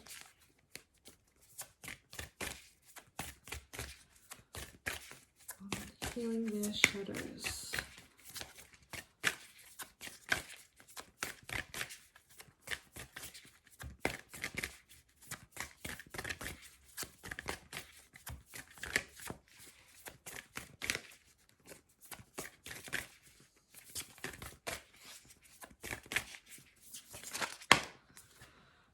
We have take a break. A life's work, not a season. Get off the treadmill. So maybe you're working too hard, punishing yourself a little bit too much. You need to take some time to rest, some of that hermit time. You need to maybe go on a vacation, maybe go on a solo vacation. Solo vacations are the best. Maybe you need to just take a night away in a hotel room and just do whatever you want to do. You need to get away. You need to give yourself time to think about stuff, to look at things, to reorganize things in your mind and see them in a new light that's not just taking away from you and your judgment, but also, okay, I didn't know that back then, and how could I have known that? I need to forgive myself for not knowing that, because there's no way that I could have known that at that time. We have Akasha. Your guidance is divinely guided. So everywhere your mind is being led to, thoughts that you're not sure that you want to look at yet, Spirit is taking you there on purpose. So sit with it, see what it comes up with. Back of the deck we have share your voice, come out of the cave, persecution, expression. So speaking your truth, and even just thinking your truth is going to be integral for you in your quest for inner knowledge. And Hermit is looking for the light. He's looking for being enlightened. They're looking for the truth in their journey, and that's what you're stepping towards. So, more advice for you. The answers you need are coming. Full moon in Gemini.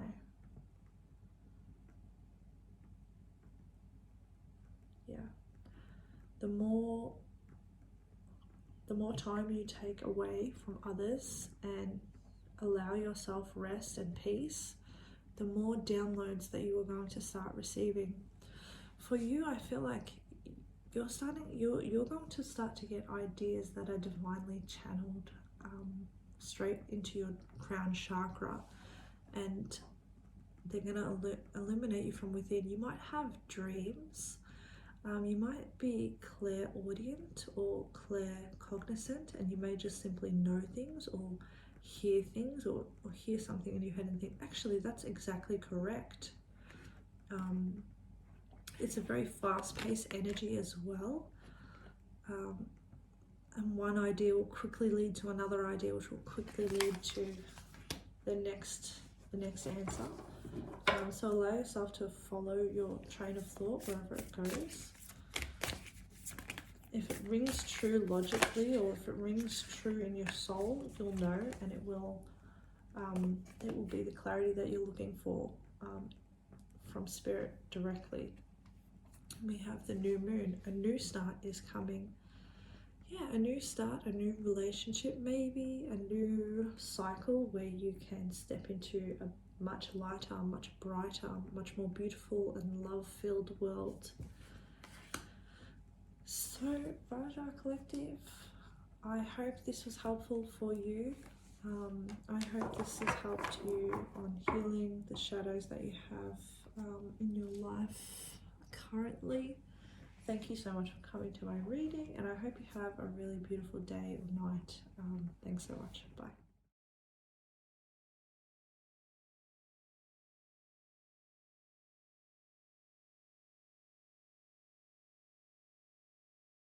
Hi, and welcome to lulicat.tarot. I'm Leisha, aka Lulicat, and this is my free tarot channel on YouTube. If you chose Redeemer, this is your reading on what shadows are you healing. So we're going to start with some oracle cards, then clarify with tarot, and then we're going to pull some advice cards at the end. So let's start off with the Kali Oracle and find out what shadows you are feeling. Okay, straight up. We have this one, which is called Dumavadi. Certain endings are unavoidable. They are necessary precursors to radical reinvention. Any disappointment, defeat, or loss, and the negative repercussions of such experiences will not limit your future happiness, but are opening up yet unrecognized pathways for fulfillment. Your trust must be unconditional at this time, and later you shall see that everything has worked out for the absolute best. Okay, in case you want to know how to spell Dumavadi, let's get another one. There's spirit for the Redeemer Collective.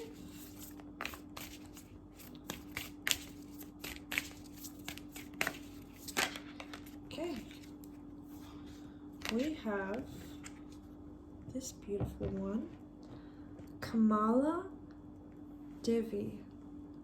Held within Kali's protection, your heart radiates peace, certainty, and beauty. Her grace melts frustration into inspiration, fatigue into replenishment, and overactivity into effortless attraction. Kamala is the golden pathway of divine protection and peaceful contentment. She empowers your heart to receive with the same generosity, openness, and grace that you express when you give. You are swiftly approaching sacred fruit fruition. Fruition. Sorry. Sacred fruition. On the back of the deck you have Guya Kali, which is this Kali. It is time to realize the true nature of certain life circumstances. Be grateful for what you have learned, but see things for what they are rather than what you wish them to be. You shall be able to recognize, process, and prosper from the truth, and do not need to fear the revelations that are unfolding. We're also going to use 7, a deck created by the Oracle.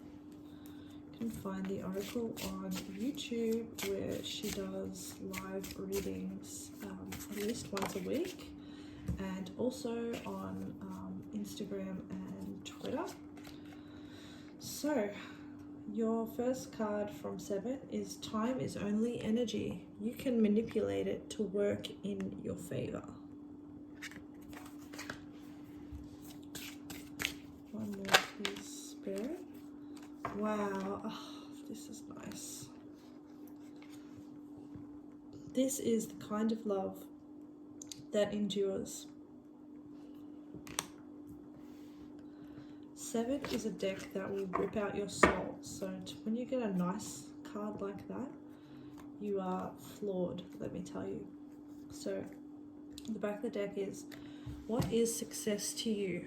What steps are you taking to see it come into fruition? That word again, fruition, the one that I could not previously say. Fruition is happening, apparently. So you have to get on board. Now, I'm going to get 2 more cards. This is from the Oracle of Shadows and Light by Lucy Cavendish. You can find her on Instagram. You can find her decks as well.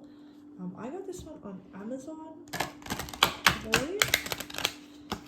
But probably most tarot shops or spell shops will have a few of her decks. So let's get a card for the Redeemer Collective, please, Spirit. And the shadows that they are healing at this time.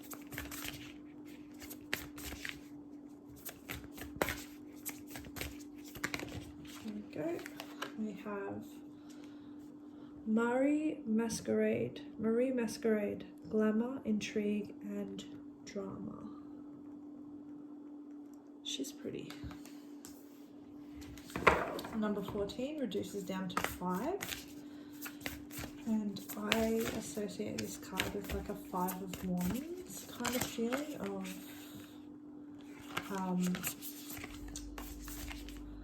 competition, fighting, drama. So I'm going to read out the meaning of that card though. So at back of the deck we have Candy Cane Angel. It's time for a treat. That's all about self-love, self-care. After working so hard, giving back to yourself. And the second card that you've got for the spread is number 39, a clockwork pumpkin, and it says a wonderful idea, the aha moment. So I'm going to read these out to you from the book. 14. Good. There is gossip and intrigue around a person you admire and wish to be like in some way. This person has need of a true friend and not the need of an admirer. This card can come up when people experience jealousy and envy of those that they feel are undeservingly more successful and beloved than they are. The message for those folk is to focus on their own hard work and create their own style. If you're the subject of such gossip, know that you cannot control what is said about you. Live your life and move through this with grace. When Marie Masquerade comes up, it would be fair to say that there are some around who want to befriend another, but simply for the influence and the help that they feel that they can give. It's not coming from the heart, and despite her beauty and success, anyone in Marie's position needs true friends. Look inside and see if you have attempted to network instead of befriend, and know the difference. False friends, fair weather friends. What is currently fashionable and considered desirable as opposed to being true to your own vision. Following rather than creating. This one, Kamala Devi, also talks about beauty. That one said,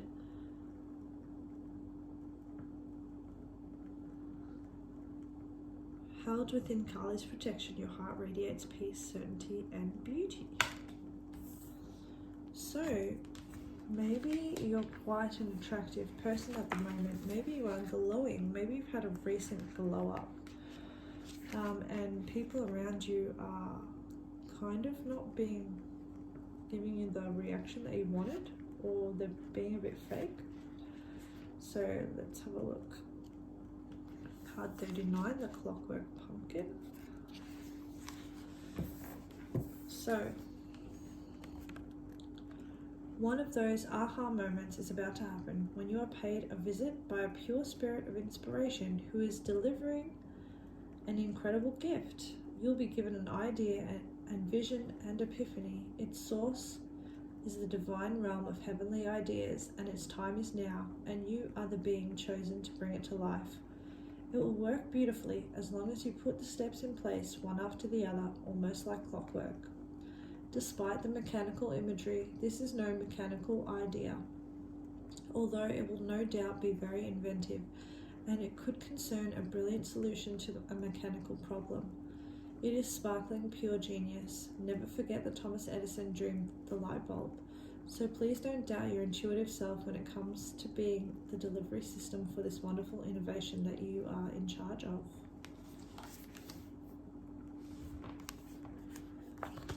This is another one about time as well. Having that message here with time is only energy. You can manipulate it to work in your favor.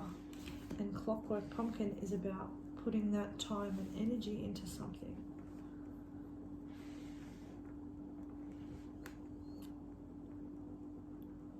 Let's get a bit more clarity with tarot around what we're looking at here. But it's looking at you potentially thinking that time is running out for you to progress somewhere in your life, and also about connections around you, about cultivating fruition, abundance, fruitfulness with this potential idea. And we're also thinking about utilizing your beauty through networking and knowing that it is a part of your makeup. It's designed for you. Something about beauty is something I often think about beauty is sometimes that you're chosen by certain powers or goddesses or entities that, or even your ancestors, and you have to, you're someone that's going to be relaying their messages, relaying their message or their story or their ideas, or you're progressing something, and part of that is being seen in divine light. And that doesn't have to mean attractive, conventional attractive looks, but it can mean that you have a divinity that shines from within that is recognizable by all. And it doesn't just mean the normal Western idea of beauty or any specific idea of beauty, but it can just be an unconventional beauty even that can't be explained. But it is part of the reason why your messages become attractive, because you are attractive, because your nature and your vibration is attractive.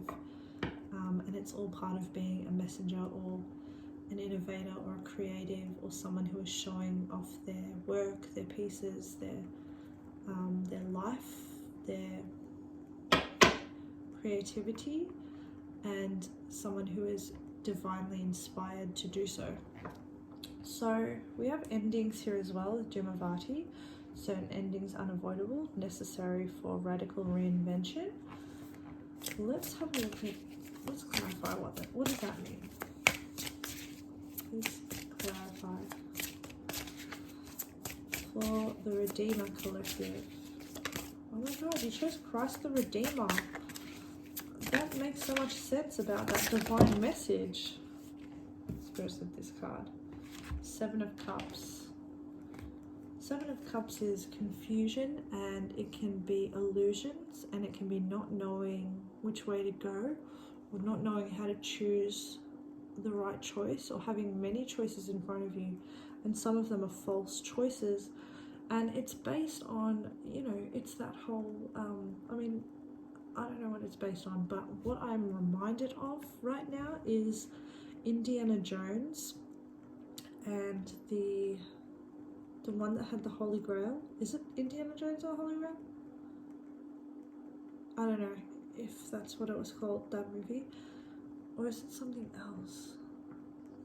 Anyway, but he has to choose the cup that was Christ's cup. You chose Christ, the Redeemer. And anyway, they all look beautiful. They're all golden. They don't know, you know, which one it is. And Indiana chooses the one that was made of wood, because Jesus was a carpenter, and that is the Grail, and chooses correctly. So it's being divinely guided to your choice, to the right choice for you. And I'm reminded as well by your picture that you chose Christ the Redeemer, and it's a monument of Christ who, you know, was walking around spreading his message, his divine message, and it's that that halo energy that you're embodying at the moment. So let's have a look as well. Let's get some more clarity on Dumavadi. Unavoidable endings. Yep, some connections, false connections. We have the Page of Cups and the Ace of Wands here in the upright. So the Page of Wands is reversed. So what we see here is some false, or some connections that were, I mean, some of them were nonsensical. Some of them were like the illusion of choice. I didn't choose this friend, but I've had this friend for a long time. So we just kind of hang out together now. And it's like that kind of energy falling away from you, because it doesn't even make sense that you would be friends with that person anymore in your head, and there's no emotional connection to this person. Really, it's just a connection of convenience. Letting those fall away, allowing yourself to be enlightened again by spirit in which choices, which people you should take into your life. And they're the ones that make you feel energized. They're the ones that give you ideas, who believe in your ideas, who enjoy your ideas, not the ones that hear your ideas and say, oh, okay, whatever, boring, you know, that aren't reciprocating this Ace of Wands energy. This also indicates that spirit, whatever ends for you, spirit is following it up with something very quickly. The things that you let fall away are very quickly replaced by something divine and perfect and wonderful, and things that will propel you into further opportunities, connections that will propel you further in your life. What I'm also seeing here with this Ace of Wands is that these are designed to happen to you at this time, because it's allowing you to see where energy is reciprocated and where it is not, and where some feelings of connections feel wonderful and where some feel false, allowing yourself to be led by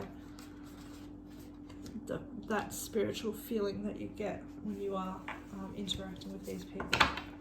Now let's look at Kamala Devi, which is your fruition, beauty, divine protection card. You're being held in protection. You're divinely protected. Can you please clarify this, Spirit?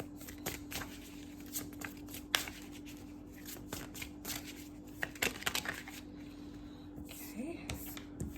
We have... Wow. Oof, you are divinely protected. You are divinely protected, probably by spirit, probably also by a divine connection that is probably going to enter your life. You're also destined for a life of perhaps popularity. Popularity is indicated here in a few ways, but maybe you have an online business that gets very gets a lot of followers. The Emperor is indicating the business owning for me, and then the online is indicated to me by the Six of Wands showing up as being someone who is celebrated for their empire, the things that they have created off their own back. It could be also that a very powerful figure is looking after you. Spirit could be sending you someone important, a benefactor to take care of you. The Emperor is very abundant themselves. The Emperor is also a divine counterpart. So this could be someone that you may have a family with and show up publicly with. Someone who is already protecting you or ensuring your success or supporting you in finding your success. So that's interesting. And also kind of saying, don't be too proud to accept the help of someone else if they have the means to do it. Allow them to do it. Let's have a look at time is only energy. You can manipulate it to work in your favor. Please clarify, time is only energy. You can manipulate it to work in your favor. Okay. Interesting. We have the Three of Swords and the Ace of Swords in the upright.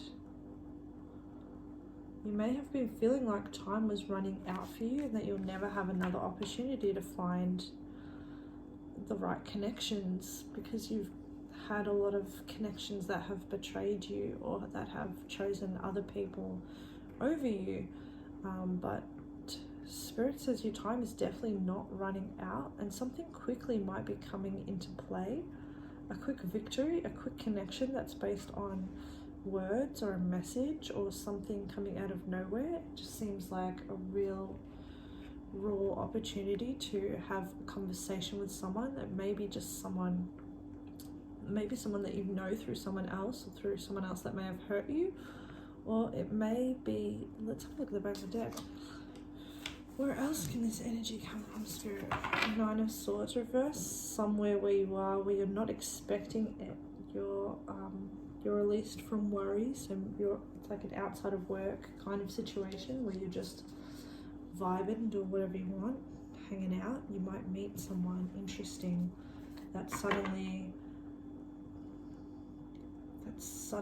shows you that your connections weren't the potential for your connections. You hadn't run out of time. There was no ending of time. You're working within divine timing, and divine timing is of its own nature.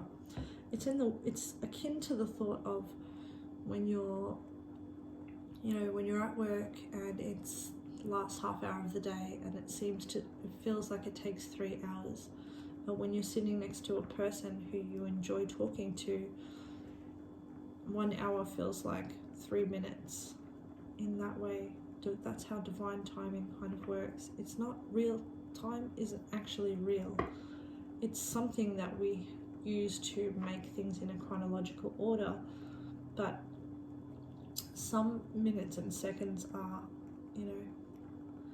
are lost in time, and that you'll never think of those minutes and times ever again. And yet there are other moments, these conversations that you may be about to have, that seem like they are all that time has. There's something that you'll remember forever. That time is frozen for you in your mind and exists for you continuously throughout your life. You're always thinking of this moment or going back to this moment, and in that way this moment exists forever for you. So this is the kind of love that endures. We have the Hermit. So it could be that this is the kind of love that makes you, that enlightens you, that allows you to see the world in a new way. And that unless you had gone through that dark period of your life where you had only false connections, you wouldn't be able to appreciate the beauty and the splendor of these new true connections. The Hermit is a Virgo energy, so it's a very meticulous, methodical thinking kind of energy that you'll be embodying, which is running through your past, running through the experiences that you have and seeing them differently, because you now have an enlightened outlook from this new kind of love that you never thought would exist. We have the Five of Cups reversed on the back of the deck, which is showing me that you have been able to let go of past false connections and look towards, new connections in your life, instead of dwelling. And perhaps this new connection that's coming up is due to your ability to release those past connections that weren't serving you or didn't give much to you. It seems like you have learnt that lesson. Can I clarify again? Oh, my goodness, you guys are not going to believe this. Now we have the Empress. So you have the Emperor and the Empress coming out, which is a divine connection. And we have the Four of Wands in reverse here. So that is telling me that previous unhappiness or previous connections failing was actually supposed to happen to allow you to level yourself up into being this Empress type being, which you're embodying currently. And that is that fruition energy as well. The Empress grows. The Empress is usually shown pregnant. Here she's shown as the mountain, and it's reminding me of that movie Moana, where I think it's Tefiti. She is the mountain basically, and she is like the great mother, and she provides, like, she grows trees out of herself. The Empress is another character like the Emperor who has a lot of people under her care, because she is so amazing at providing. And it's also that beautiful energy. Like, the Empress is the most beautiful person in the deck, to be fair. I mean, probably the Queen of Cups is lovely, and the Queen of Wands is, super, super hot, attractive vibe. But the Empress is the all-encompassing archetype of the feminine power. She is beauty, she is abundance, she is fruition. And you couldn't have got to this without your own Four of Wands in reverse moment of pulling yourself up out of difficult, turbulent times and redeeming yourself, coming out wiser, more, I guess I would say, like, you're advanced. You took the failings and you turned inward and you grew yourself to be compassionate, loving, and still able to give, even though maybe your connections weren't quite as giving to you. So, Emperor and Empress, that is certainly a love that endures, if there ever was one. Power couple energy for you. Let's have a look at Maria. Speaking of the Queen of Cups, she is here. Look how lovely she is. I just want to show you the artwork. She's so nice. Let's have a look at Marie Masquerade. Yep. Glamour, intrigue, drama. This is that false connection vibe. Can we get a little bit of clarity around Marie Masquerade? Eight of Cups. Leaving false connections behind to go find true, emotionally fulfilling connections. You had invested 8 cups into people and it just didn't turn into what you wanted. So you have taken the heavy decision to leave those 8 cups behind you in search of something simple, beautiful, and fulfilling. So the lost 2 cups of 2 people, offering to each other. For someone, the 8 of Cups that you were offering wasn't enough, and so you're seeing now that investment wasn't wise, and you're leaving it behind, knowing that you'll find better. Can we get another clarifier for Marie Masquerade? Yes, we have the Lovers reverse. This could have been, you know, so this could have been people that were, you know, partners for you, and having to choose yourself over choosing the connection and separating ways. But this is a divine separation. This is separation from people that were asking you to choose your lower self, your lower vibration, rather than asking you to be the best version of yourself. Let's have a look at Clockwork Pumpkin, this aha moment, this epiphany idea. We have the Moon, so we're looking at something that is currently hidden. Spirit's not giving us much information. It may come to you in a dream, it may come to you at night, it may involve you emotionally tapping in intuitively to things. It may be something spiritual, something where you are guided by your own intuition and the occult and your own practices. Moon cycles may be important for you. There's a full moon coming up very soon, which may be when you get this aha moment. Let's see what else. What is this aha moment? Tower in reverse. So when it hits you, it's going to hit you. It's going to change everything in your interior world, not your external world. Your interior world will be changed. The idea is going to revolutionize probably the way that you think. And I think it's going to come from this hermit energy that you've been embodying as well. There are some epiphanies that are on their way to you that are going to change the way that you do things. At the back of the deck we have the Ace of Cups. So like, look, can you be more fruitful in this cup? Your fruitfulness appears to be not only just in material abundance, but I think it's in emotional abundance for you, is where you hold your significance for your goals. So let's get some advice cards for you. This is the Work Your Light Oracle deck. Please get a card here for the Redeemer Collective.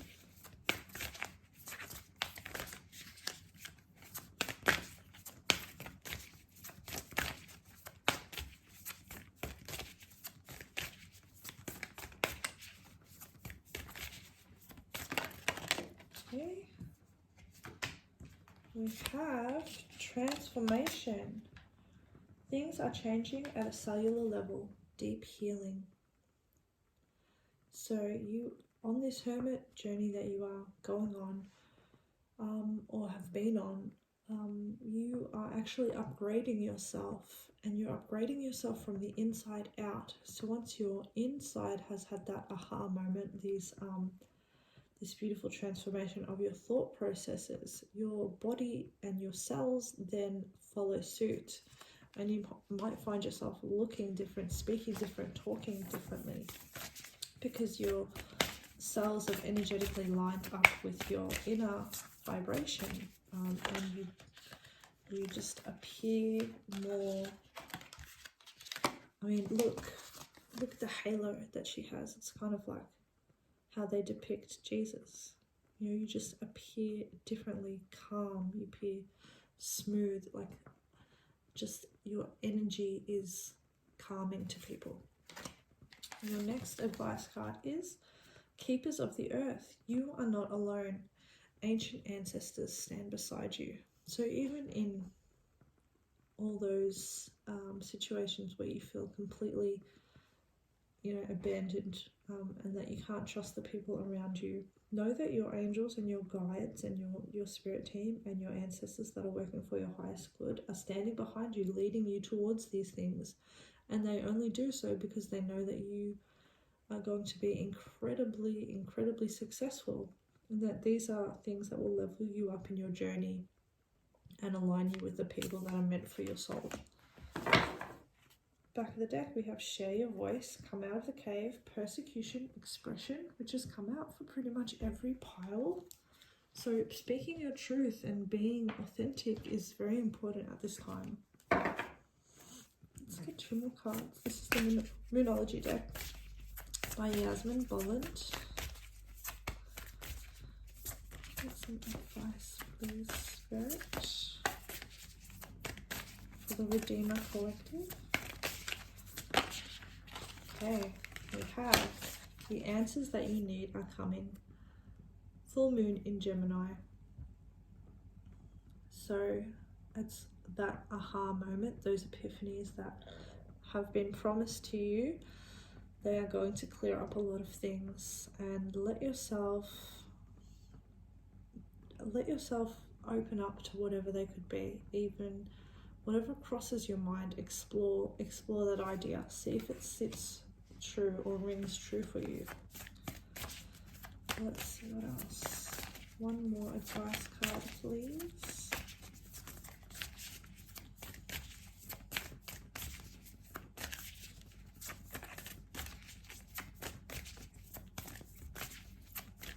And remember not to rush yourself or to rush the answers that come towards you. There's real slow energy around what's happening here. It doesn't have to be immediate. So we have a personal issue reaches resolution. Full moon in Cancer. That's that moon energy again. So things are going to slowly become very apparent for you.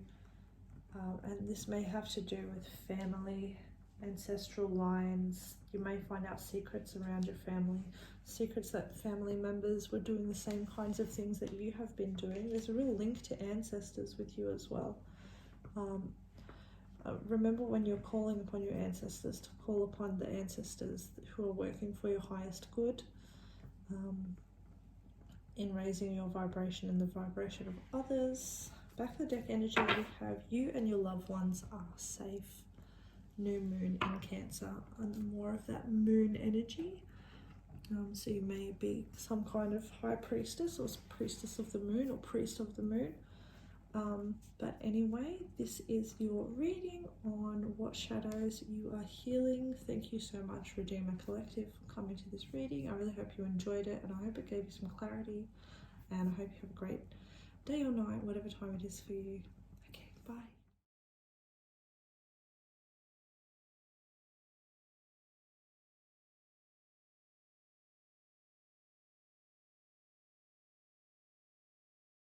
Hi and welcome to lulicat.tarot. I'm Leisha, aka Lulicat, and this is my free tarot channel on YouTube. If you chose dusk, this is going to be your reading on what shadows are you healing.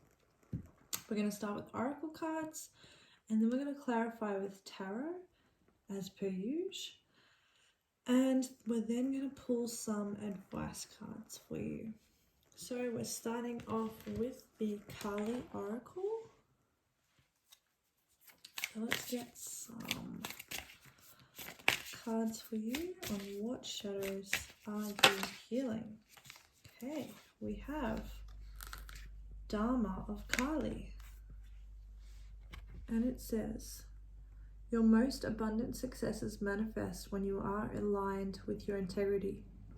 You do not need to put your faith in pathways or projects that do not resonate with your deeper spiritual knowing. Everything that is happening in your life is part of how your prayers are being answered. A new order is to be established. You are being led into it.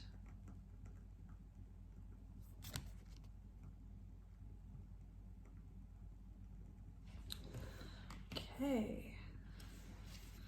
And one more. The Kali Oracle for the Dusk Collective. Thank you. We have Smashana Kali. Life as you have known it will change radically, and this can be a welcome release. Kali is not quiet and subdued in the cremation grounds. She is wild and vital. Kali brings energy and aliveness to situations where there would otherwise be none. She brings an end to stagnation that has been depleting your life force. Here you go if you want to know how to spell that word, sorry. And then on the back of the deck we have Kalaratri, a process of profound and enduring transformation is leading you toward a powerful rebirth, free from even the most persistent patterns and pains of your past. Your soul is in deep healing recovery. Your soul is in deep healing. Recovery can be painful, but you will emerge renewed and released. You are blessed to experience a new life within this lifetime. Interesting. I find that some of these sentences on these Kali cards are a bit long. They don't roll off the tongue, but they are beautiful cards nonetheless.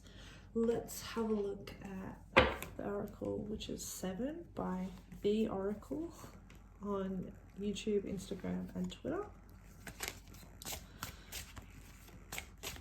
What shadows is the Dusk Collective healing? We have, you have been called to break generational curses. No one could do it but you.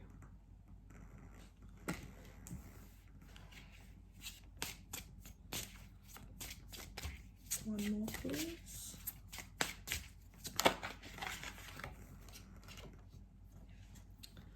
Your illusions won't save you. Back of the deck. Okay. Your need for the approval of others is blocking your true destiny. Okay. Now we're going to get some from the Oracle of Shadows and Light. This is by Lucy Cavendish. Artwork by Jasmine Beckett. First off, we have Lady with a Bosch Egg. This is High Priestess energy. So this says ancient wisdom. And I have been getting this huge feeling about your group that is about, it's kind of like your ancestors giving you a wake-up call and saying, can't keep living like this, we have to start doing stuff. We've got work to do, we need to get to the work. I'm going to read out the full message of these cards, but first let's pull another one for you from this deck. We have, Spirit says this isn't for you, but it was called a Clockwork Pumpkin. One more card, Spirit, please. The number of the previous card was number 31, which reduces down to 4, which is the ancestral number, or the numbers of your ancestors looking after you, or your angels looking after you. Okay, and we have 36, which reduces down to 9, card of endings. The Mend a Broken Heart Fairy, healing from heartache. Back of the deck we have the Angel of Time, working too hard.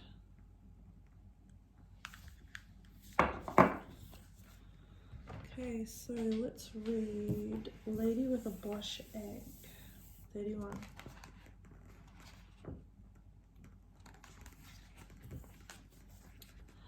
Okay. It may feel to you that you are receiving wisdom from ancient sources and that some of its energy may feel unfamiliar to you, even dark. It's likely you're receiving messages from times when people like you, misfits and mystics, were oppressed and punished from their natural gifts.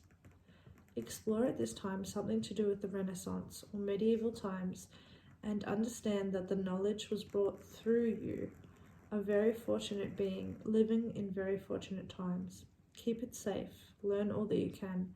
Explore esoteric symbology, the history of magic and spirituality. Know now that while you are safe, you may wish to keep silent about certain practices.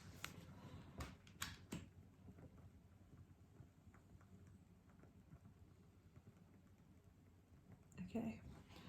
And the Mend a Broken Heart Fairy, number 36. When we have heartache, it is important to treat ourselves well, to take time away from the flurry of shoulds we are so often confronted with. Why not take some time to snuggle on the couch of a favourite old movie and have a sniffle? Have a long, comforting bath and be sure to make a promise to yourself to let people who are worthy of your love close. It's not about being bitter or guarded, but you are a sensitive and tender, sweet being, and some people are just not. So now is not the time for harshness. Soft blankets, sweet dreams, long baths, and a reduction of the harsh energy around you are best. Then the Mending a Broken Heart Fairy can fly in to soothe you. You'll feel her presence and she'll lift the pain until all that is left is sweet and gentle wisdom.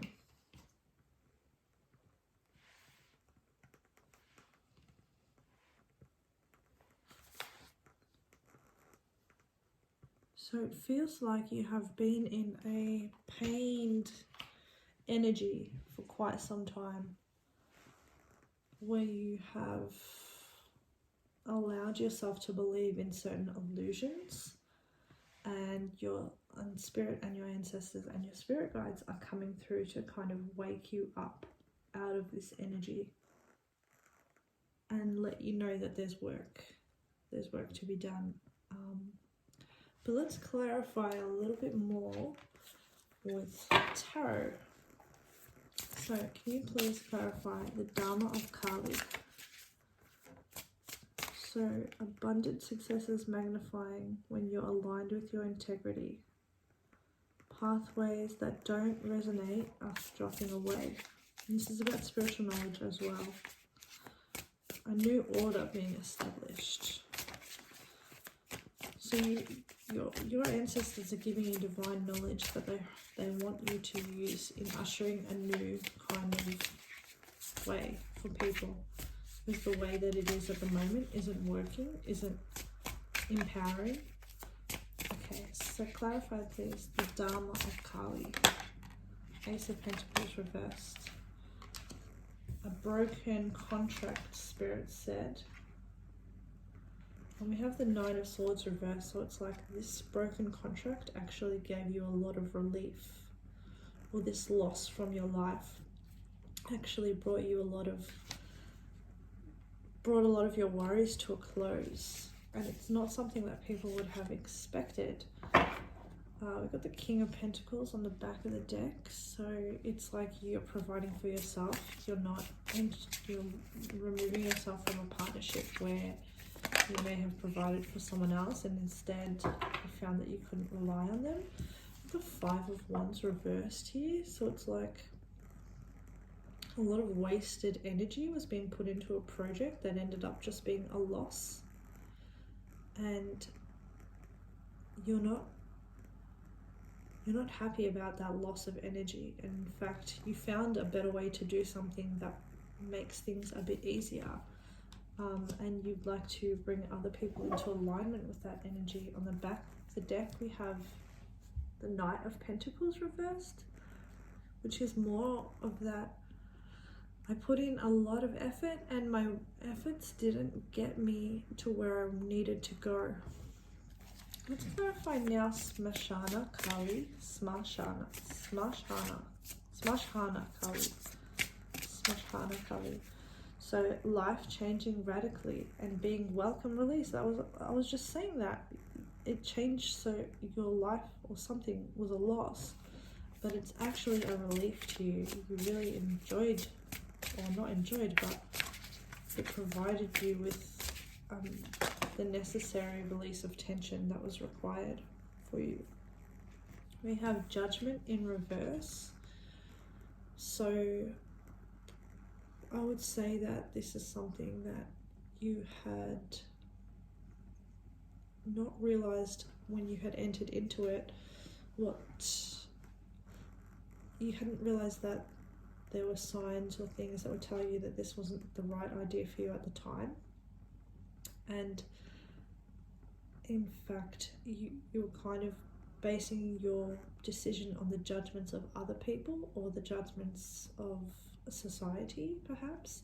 This feels like an ending of a marriage or a long-term relationship, or moving away from a family that, family dynamic or a corporate dynamic that was, what everyone told you should do. Or you should be a lawyer at this fancy firm, blah blah blah, do all this and that. But in fact, all it was a strain and a mental drain on your life, and never provided you with the things that you were promised that it would.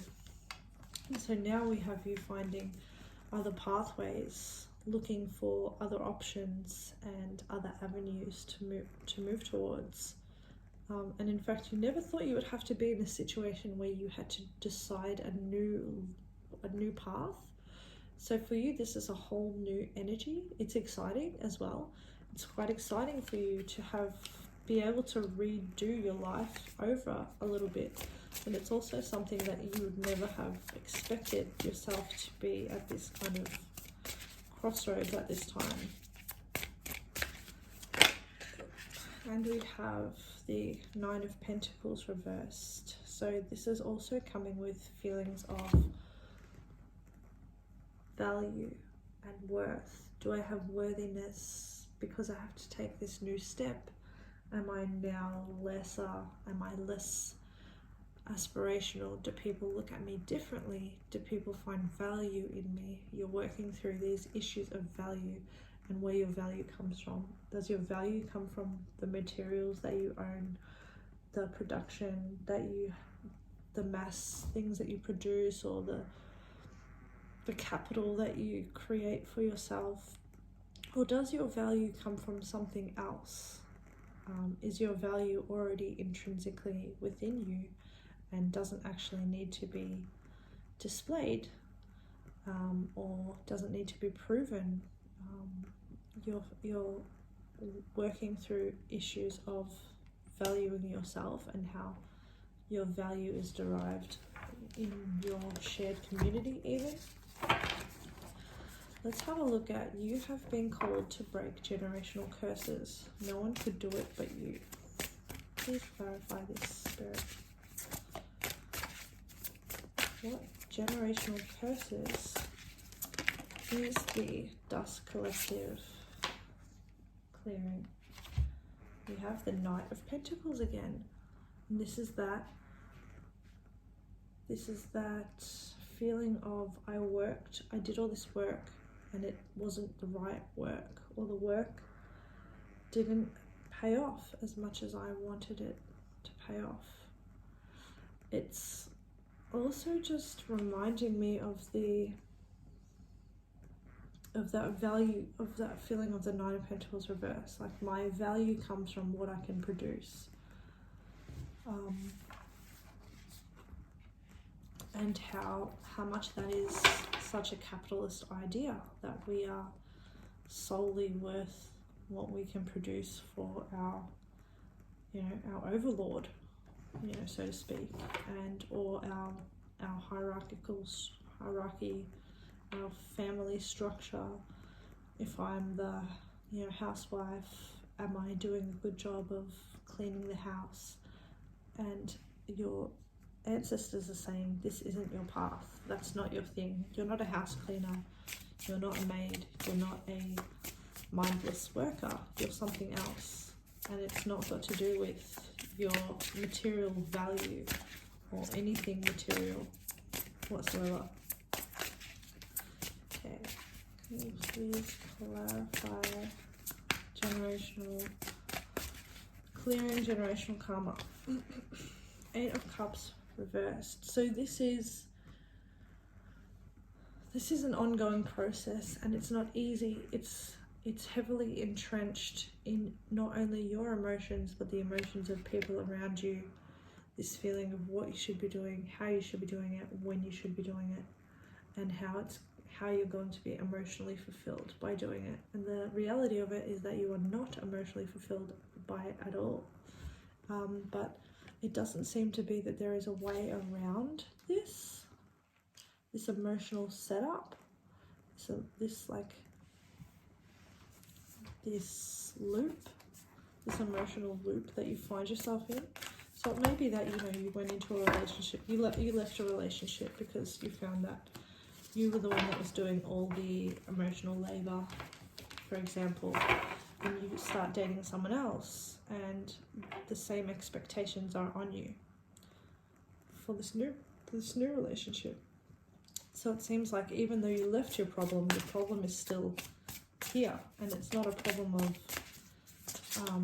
you know, you, but it's a problem of the way that things are set up, the way that the nature of relationships is at the moment. Let's clarify your illusions won't save you. We have the 10 of Swords. So it's like this feeling of being completely blindsided and betrayed, and the worst has happened to you. And you can't ignore that anymore. You can't pretend that what happened to you didn't happen to you or doesn't continue to happen everywhere. This is something huge that you are noticing, that you're seeing, and you can't unsee it. And that's actually that card that flipped out for you before, that Spirit said wasn't for you. Spirit said that was already out here in the cards, but that was the aha moment card, which is like, you've seen something now, you can't unsee it, you can't unknow it. You know something and you can't pretend that you don't know it anymore.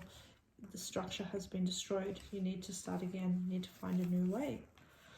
And here we have the Six of Pentacles and, the Six of Pentacles and the King of Pentacles. So it's a question of balance. Is what's going in matching what's coming out? And also autonomy and power within that matching or reciprocation of energy. When you give the energy, do you still retain your agency as the king? Or when you give, do you lose? Do you lose materially? Do you lose energy? When you give, do you retain your power, your empire? Does it still belong to you, or does every time you give, does a part get taken away? That's something that you're looking at right now, about how this is all set up. Are you set up to lose? There's something about the situation that you're in. Emotionally, you seem to lose. Mentally, you seem to lose. It seems that you're betrayed in some way, and you're like dealing with this anguish of, I feel like wherever I turn, it doesn't seem that I'm winning, even though I'm so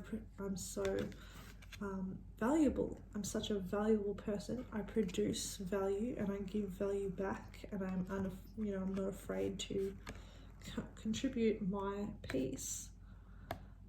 But it seems that my value isn't retained, even though I give so much. And in some cases, I am betrayed, or more is taken from me, or I'm decimated because of what I've given. So we have the King of Cups on the back of the deck, which is feeling to me like there's just this emotional coldness. Like you're tired of this emotional coldness that you're feeling. It's like your passion is never met. People don't have the compassion towards you that you're looking for as well. And there doesn't seem to be any understanding of how this emotionally affects you or others. You're really reviewing. You're not just looking at what has happened to you, shadows of what's happened to you, but you're also looking at other people around you and how they are in similar situations and how you just can't ignore that.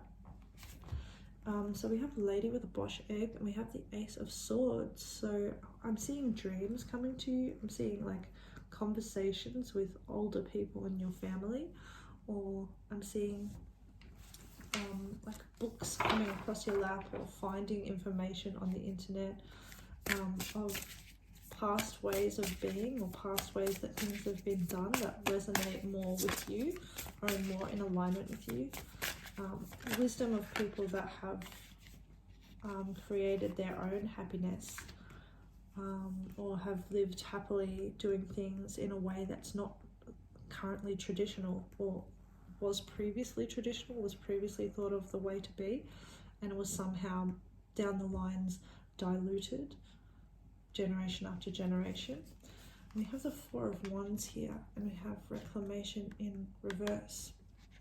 So it's like you're removing toxicity of the past by this previous knowledge, and you're regaining this knowledge, and it's bringing you a solid understanding of something that was a toxic environment. So for example, lately we've been talking, me and some of the people in my life have been talking about childbirth, and the way that childbirth is looked at in hospitals these days, where it's very interventional. Doctors come in and do cesareans if the cervix hasn't opened at a specific amount of time, a specific winess within a specific amount of time, and the knowledge of that knowledge that they're using isn't actual real knowledge based on giving birth, but more around controlling the birth process, basically, and is harmful to women, and many women die in the process, or many women are injured or not asked for consent, etc. Where there are past experiences or knowledge of childbirth at previous times, or older times, a lot of home births where they did things naturally and did things in a way that the body was ready for, using, ways that women had been using for, centuries before hospitals were even a thing, and using that divine knowledge to remove themselves from a toxic environment of the hospital and the interventionist doctors, for example, and align it with, the home, the sanctity and the safety of the home and the family, where they felt powerful, where they were given power, where they were in power. It feels like a climbing back to taking old knowledge and allowing the old knowledge to enlighten the current world. It feels like that's a process you're going through, removing toxic information or toxic thought patterns from your life.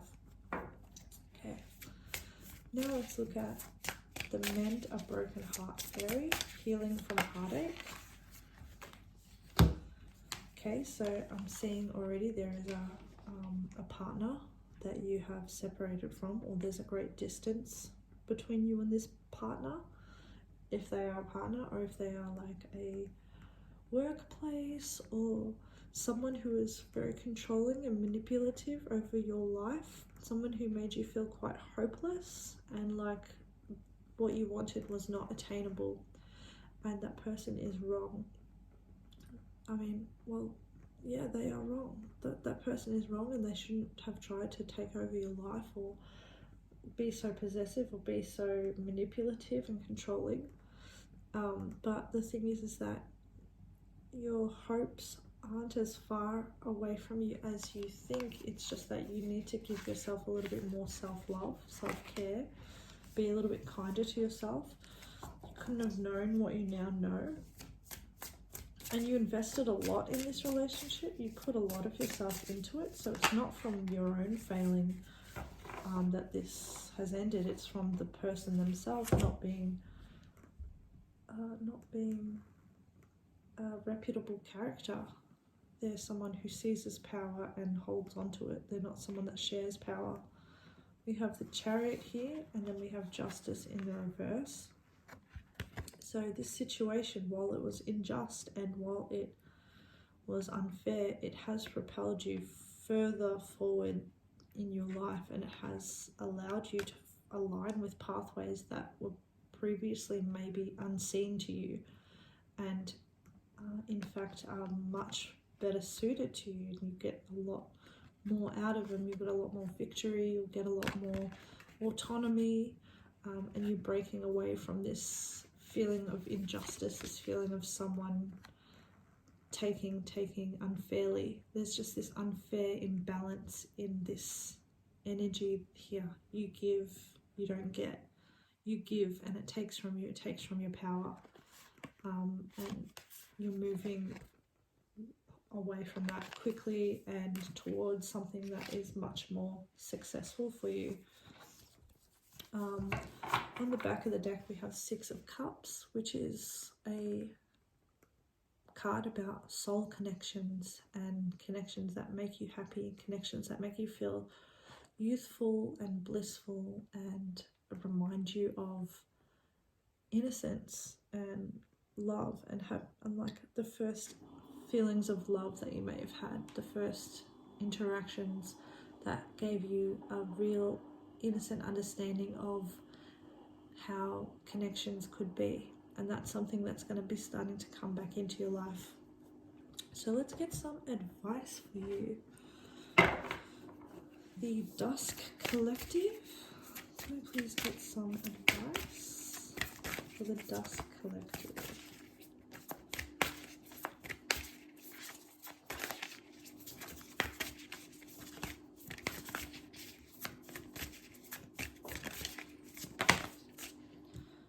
We have Get Grounded. Empaths, highly sensitive, connect with nature. So at this time you might be too much in your head and you might need to just get out there, get out of your bubble and go somewhere on a beautiful day, sit next to a body of water, a river or a lake, have a picnic, get your feet on the soil, feel the earth and let yourself enjoy the blissful feeling of seeing nature around you, and just release any bad energies that have been held up in your heart or your mind. And the closer you get to nature, the more power it has to heal you from things that you thought you may not have been able to heal. The closer you can get, the more naturally things that are meaningless can drop away and remove themselves from your life. Let's get another advice card for the Dusk Collective. We have Imrama. What are you being called to journey to? So you're being called towards different paths, different energies and different ideas that so many people may have forgotten, but may make a difference in so many people's lives. What you're being called to is going to be beneficial and helpful, and it will be inspiring for you, and it will be something that will be fulfilling to your soul. On the back of the deck we have Share Your Voice, Come Out of the Cave, Persecution, Expression. This card has come out for every single pile, and it's about having your authenticity, believing in your authenticity, knowing that it is leading you to the right place, knowing that when you share your voice, you call the correct people into your life and you allow them to, find you and lift you up and show you that better connections are actually out there and able to be found, people who you can rely on and support yourself with. So let's have a look at Moonology deck, got some advice. We have A Time for Healing. the balsamic moon. It does seem like that you were with a person who was quite narcissistic or abusive or horrible, and you need to take a bit of time out, time away from people. Maybe you don't let yourself have much of a rest, but that's something that you're being called to do, is let yourself rest at this time. And then we have another card that's backing this up. It says meditate and contemplate new moon in Pisces. So baths, water, there's a lot of water cards here. Warm, soothing energies surrounding you, bodies of water. Let yourself think, let yourself float away on a breeze, let yourself be very, let yourself be soft and just be in a flow state, instead of, I've got to do this, then I've got to do that, then I've got to go there, then I've got to tick all these things off. Cut that out. Do more days where you're not doing a thing at all. Have more days where you're just flowing from one thing to the next, and easy days where you have no tasks to complete, where you can just concentrate on relaxing and not engaging in this idea of my only value is in what I'm producing on a day-to-day macro level, micro level probably. Alright, well, thank you so much to the Dusk Collective for coming to my reading. I hope this was helpful for you. I hope it gave you a little bit of clarity or insight to what you're working through. And I hope you have a great day or night.